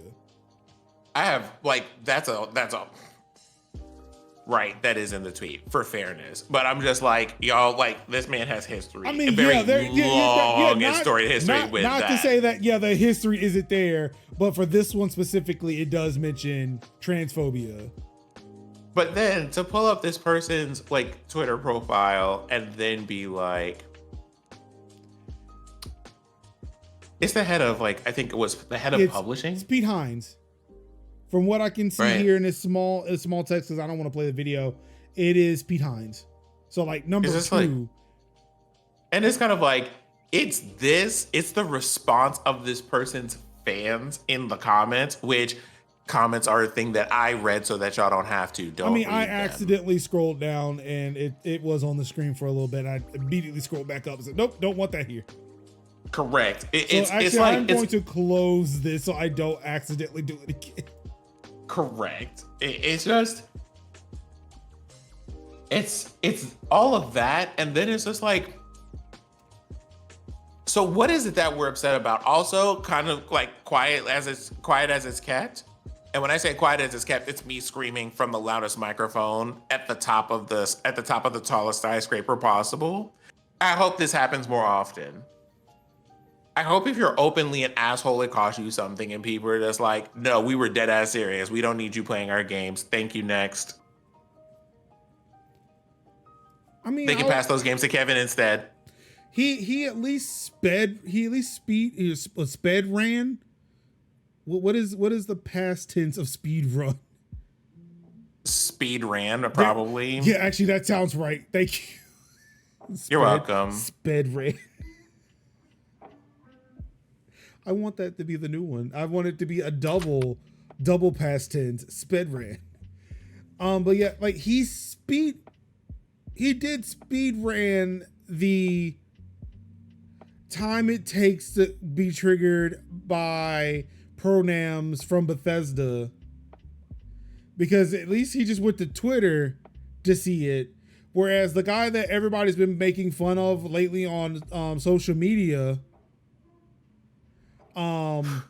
he had to play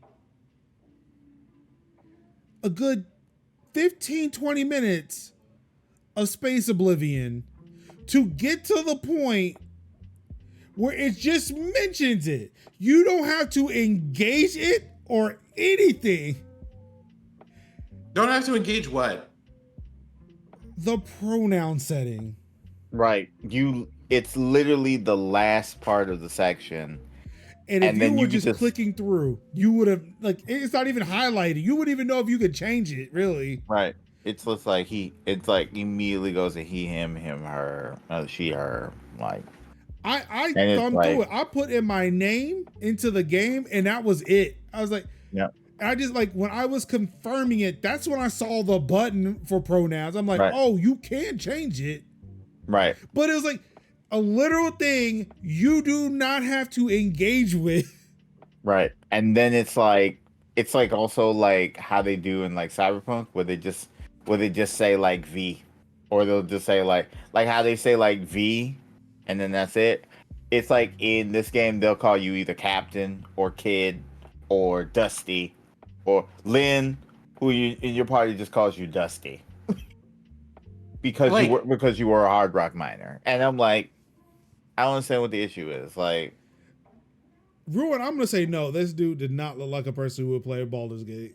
No, no. Here's his content is not even close to that. Like, yeah. Like again, but that's the first person shooter type dude. Yeah. It's such it's something that's always going to be a thing for some people, but I will never grasp the very fake, if I can be very honest about it, the very fake outrage that people have about things that we always use. The fact that I said we use in this sentence. Oh my God, you use pronouns. Like this is a thing that everyone does daily, like 5 times a second. I'm just I cannot grasp this. Stop using pronouns. How do people refer to themselves? What's wrong with them? You did it again.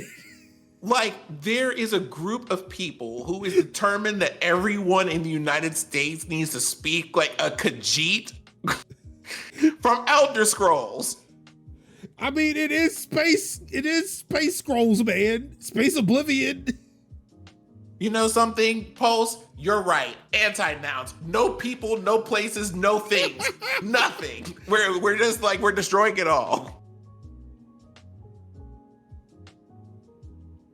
Ruin, you can't tell me not to force a view of any kind, because that's also a pronoun. You can't use it. Oh, no! Damn it! Just so you know, in your acronym, my is a pronoun. Ah! It's so much nonsense. Okay, that's out of my system. Please continue. I don't think it ever will be out of mine. It's so fucking stupid. It's like, my God, it's the English language. Like, Like, bro, this isn't new. They gave you this in first Stop grade. using pronouns. It's so wild. It's so wild. I cannot and I refuse. There you go again. So, Major. There I go. I can't escape it. Major's not a pronoun. That's a nickname. I keep saying I. I Whoops. is a pronoun. That's fair. So, what else is on the docket? It's time for me to remind you that, again, Free Play Weekends takes place from Thursday until Sunday. Specifically, Not for me. Thursday, September 7th at 12:01 a.m. Pacific Daylight Time to Sunday, September 10th at 11:59 Pacific Daylight Time. I have to make sure that I remind you that that's when Free Play Days happens. And during Free Play Days for Xbox, Madden, NFL 24, Control, and Crime Boss Rockade City are available to play during the times of September 7th through September 10th.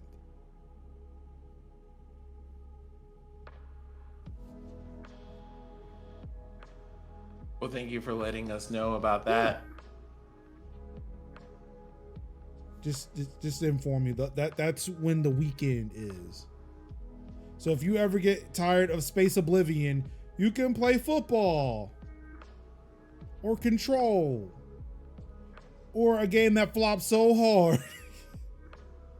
So hard. I still want to play it, but again, it's Crime Boss versus Space Oblivion. And you know which one I'm going to choose. Power Wash Simulator. No. I'm just going to get constantly annoyed by Barrett. You know, this is the second game in a row that I played a game with a guy named Barrett in it. And he is also black. Well, there you go. We stay here we stay in Black Barretts. Not sure if I want that on my gamer tag. I mean, look, curiosity, man. But I say I'm gonna sit there and play games on Free Play Weekend, and I never do. I always forget. I do not know a Barrett in real life, or at least I don't think I do. There's no telling who online is named Barrett. That I just know their gamer tags or like Twitch or Twitter or Mastodon handles.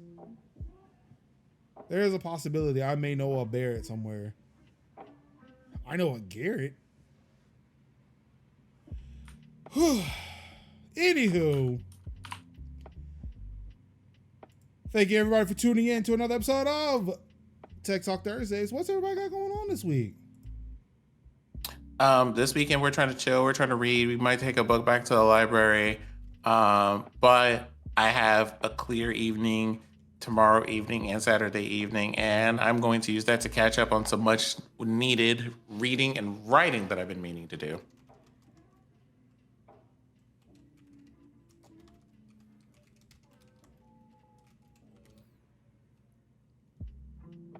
Kev, you're muted.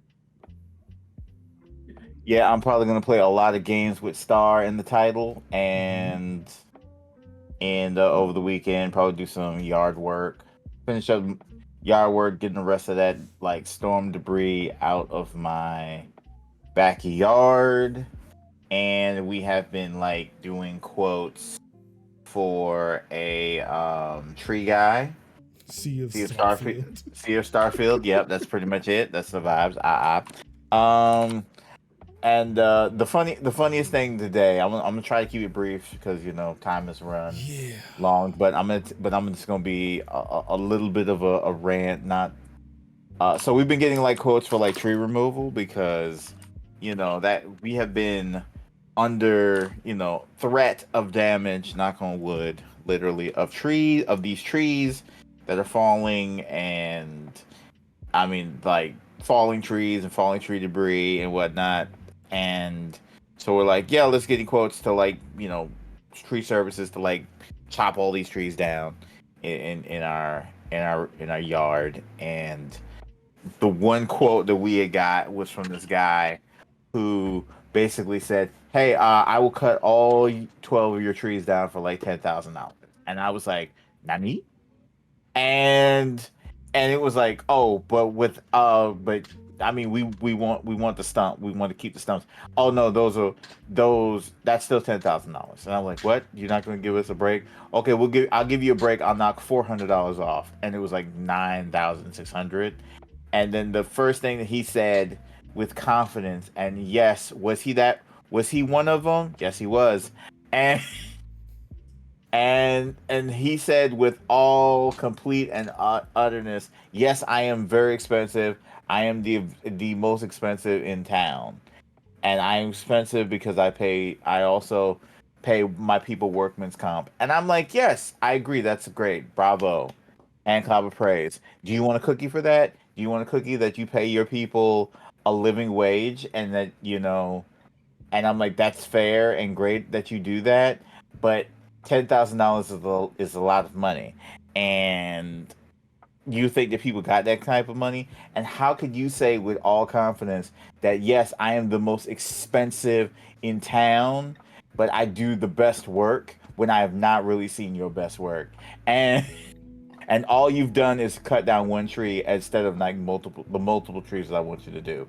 So yeah, we will be still entertaining quotes, and we will still be entertaining quotes because yeah, the nerve, because one thing I think Crystal says on the read, the one thing a man will always have, and that is audacity, and that was audacity that day. So so yeah, a combination of getting quotes and getting quotes, yard work, and playing a lot of games with Star in it, and trying to also see my child. You know what my child's name is? Star. There you go. It all fits. Starception. Whoa. It all fits. Damn. So yeah, because I also got like, because she's like she's getting into video games now. So now I'm like, cool. I guess what good way to test our father daughter bond is to play is for me to whoop her in Mario Kart and Mario Party. Just get it out the way. Just get it out the way. She's gonna hate me. She's gotta hate me now. Break her will early. I'm like, you know what? If she's gonna hate me, she might as well hate me now. Start. But yeah, that's pretty much what I got. Unrailed. That's actually pretty good because I might get that one for the Switch, so we can be able to sit down and play that on the Switch. So on the Switch and the big TV. So that might be something that we could do. Let's see. For me, we've so my son's birthday is coming up, but prior to that, I got him a PC, which is actually one of my older PCs that I built maybe in 2019. I don't know. It is a rare PC that I have no pictures of building, which is odd to me. That's not something I do, or don't do. I'm only dating it because like I'm looking at previous pictures of like just random pictures of my office. Where it's like, okay, the cube was here then, but it wasn't here then, so it has to be around this time that cube PC existed. Let's see here. So yeah, it was a PC I built for a server. Decided I didn't need it, so I gave it to my parents just before the pandemic. So that way my nieces that live with them can have a computer to use. Unbeknownst to me, apparently rural North Carolina has money to give kids laptops, so they gave them laptops, so they didn't need it. I've since never really cared about that PC that much. I think about it on occasion, but it's like, it's whatever. Up until the point where, again, I mentioned on the show, my son says he wants a PC. Well, a man who wants to maintain his Father of the Year status had to really get creative this time because it's like, I can't build PC now. What can I do? Oh, wait. I know where I can get a PC. Found one. I remembered that my parents had my old one, so I grabbed it from them. He's currently using it. He loves it, but am in the process of trying to find him some new hardware, mainly like in the realm of storage, because again, but also to kind of maybe update his GPU, even though he plays Minecraft, which plays a good 1080 60 on the GTX 970 he's got. He discovered Rocket League today because Bloons TD6 wasn't working for him because he has to pay for it, and I own the free copy that I got from Epic. He asked me about Fortnite, and I told him no. You were too young for Fortnite. But yes, he discovered Rocket League, which is again another game owned by Epic. He downloaded that, and before I came up to stream tonight, excuse me, that's what he was playing. So we'll see how that goes. Let's see here. We are going to a football game, going to see Duke play. I don't know what college they're playing for employee appreciation with my wife. They're going out to dinner to celebrate my son and my dad's birthday. I think I've got an appointment for my hair this week. I got to go check on that. I think that is on Tuesday, along with the Apple key, not the Apple keynote. It's not a keynote. It's just hey, we're coming out with iPhones. You should buy them. Which I don't know when my hair appointment is, which means I may not see that event live for the first time in years. And it makes me sad. Makes me so sad, but it's fine. I'll get over it. But yeah, that's pretty much it. Space Oblivion.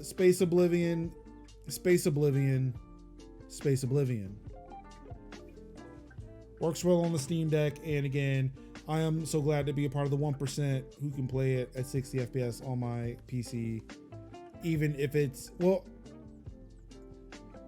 I would say yeah, because apparently the issue was 1080p 60 performance, not 4K 60. So yeah, I'm like maybe in that 0.5% who's playing it at a higher frame rate and resolution than most people apparently.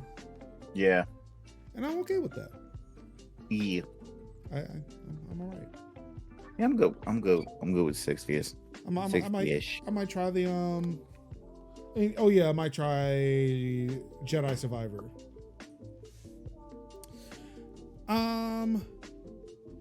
It'll be fun when the 5090 comes out. Yeah, you know. And my parting question is for people: what do you think a hurricane is like in the middle of the ocean?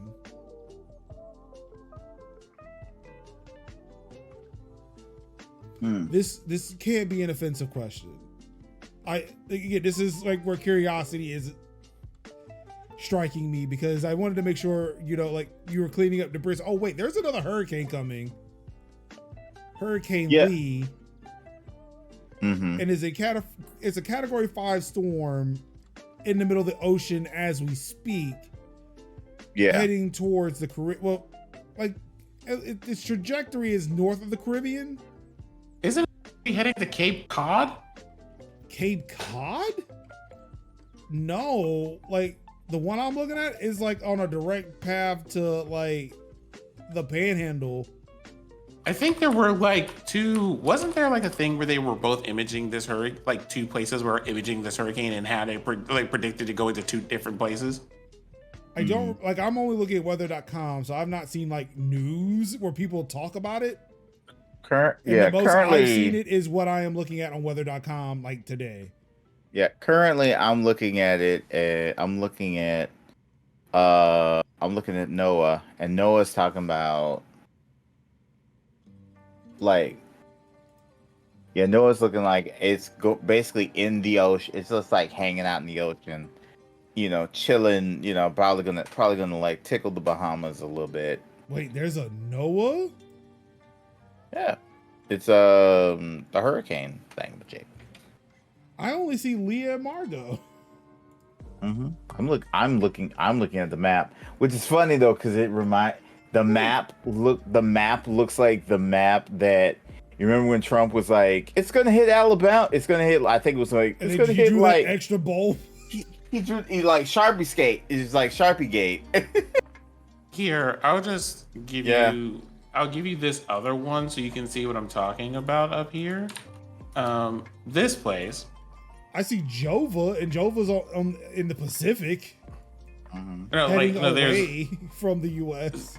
Yeah. There's this one that predicts it heading toward the Caribbean and then just taking a whole turn northward toward like Maine.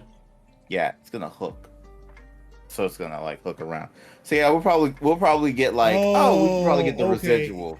Oh, I see that. Yeah. Okay. Yeah, it's gonna go. It's like in there. It's gonna like graze the Bahamas and it's gonna like hook up. So almost like Ryu just like did a shuriken on it. Shoryuken. I imagine by the time it gets up there, it'll be weak, right? Hopefully, the thing about hurricanes is they stay fairly strong as long as they're in the water. Once they get to they get onto land, they become a little bit weaker. Well, but it's dying in the water. Let's hope that continues. Yeah.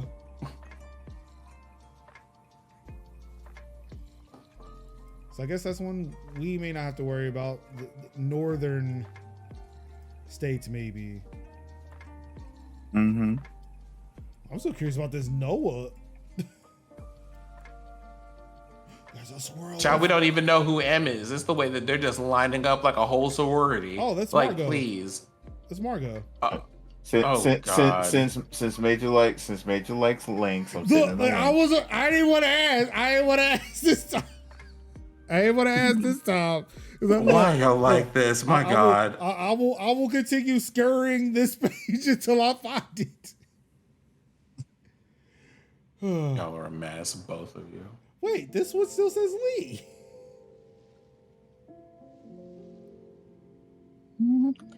Lee is what's out there. Oh, but I thought you said Noah.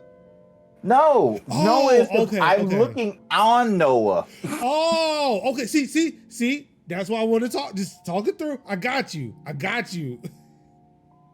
Like no other pages what I'm looking at for Lee. I got you. I thought you meant Noah the Hurricane, which still would have tracked because like M is the female. Noah would have been the male the next one in, and it's a male name. So that's what I was like. I was with you. I really thought there was a Hurricane Noah. My bad. My bad. Here's the thing. We're living at a time when it wouldn't have been surprising if that were actually the case. What do you mean? Like, it's one of those... Reference? No, because of like the amount of just like weather fuckery happening because of climate change. We really wouldn't have been surprised if there were 3 hurricanes in the same same week or 2 days or what have you. Like we really wouldn't be surprised at this point. Yeah, I mean, it's happened in my lifetime. Like not in the like last 2 years, maybe, but even then, like climate change has steadily been happening. It's not been as prevalent, so it's not like climate change did not exist 10 years ago. But I don't know. I don't know what I'm getting at with that. I had it, but then I lost it. I mean, there are still technically 3 storms in the ocean, though. Again, you got Jova or Hova on the west coast of Mexico, and you got these 2 storms here on the east in the Atlantic. So, yeah. And there's Raleigh. I'm not talking about this, like people can see what I'm looking at. Oh, there's even another tropical storm. Oh shit. Japan, are y'all okay? Yun Yang. Ooh, that is not a good look for Japan. I hope the people of Japan are okay. The tropical storm going through there. This feels very much like Pacific Rim. We've never seen more than 2 kaiju at the same time. 5 minutes later. I'm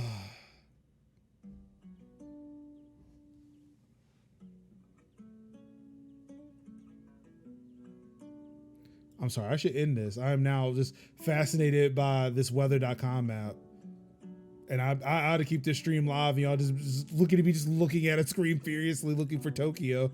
Anywho, yes, let's get out of here. Thank you, everybody, for tuning into another episode of Tech Talk Thursdays for August 7th, 2023. I've been one of your hosts, Marcus Major Lennox Summers. On behalf of Kevin Kev, on behalf of Cinsiac, it's been a pleasure having y'all all here. Thank you so much. Of course, you can watch the archive of this footage over at youtube.com/Major Lennox, or actually it's majors.house/TTT for the audio version, and majors.house/TTT-vid for the video. Definitely go check those out. Majors.house/Discord if you'd like to join in on the conversation. You know, like it's 2007 and social media has been invented for the first time. Join in on the conversation over on Discord. Yeah, I think that's it. That's all I got. Of course, you all could have been anywhere in the world watching any stream in the world. You could have been playing, could have been reading the tech, gaming, and streaming nugs yourself, but you said no thank you. I'm lost in space, and only Barrett can save me. So I can romance the cowboy. So I need y'all to cover the news for me. And for that, I say thank you. This is Commander Shepard's favorite podcast when he's on the Citadel. Was that? Oh, wrong game? Wrong game. Oh, I'm so sorry. I was told that was wrong game. My bad. When Dusty likes to go to New Atlantis, he likes to stop and get him a nice cold. He likes to get him a nice Terrabuccino. And listen, and then he likes to go to Jameson Mercantile. And then, you know, sometimes when he feels after a hard battle, he wants to touch up his face and enhance. Does he really do advertisements in the game? I've not gotten that far. No, but I wish. I was hoping that was true. Now I don't want to watch your stream anymore because I just want to be surprised by things. But even I still feel like I could watch your stream and never see some of the stuff, even if I try to do everything in a list in order. I'm basically like that little thing when I jumped up and you were yelling at me to heal. It was literally like, I wonder what's over here. This is an abandoned thing, and I felt like I have the opportunity to pay you back for that. Heal, Kevin, right. Heal. Right, and you were right. but I think probably you're it's still like better at it me. than I am. Yeah, but it's like okay. It's more like when you say like heal. It's like when you say he killed Kev, and I'm like, oh yeah, I actually have to go do that. Hold on. Yeah, it's like you when actually do it. I'm dead by the time you tell me though. Yeah, I'm like heal, Major, heal. What? Dead. It's more like, oh crap. It's not helping with this game where I do not know where any of that shit is. Mm-hmm. Yeah. I thought I saw all my healing because there was no shortcut for it anymore. I said, well, fuck, what do I do now? Oh, you got to go into the menu and it. Oh, this is some bullshit, bro. I will never live. Anywho, let's get up out of here. Thank y'all so much for tuning in. Of course, all I've got left to say to you wonderful people is I love you. And peace out. Wakanda forever.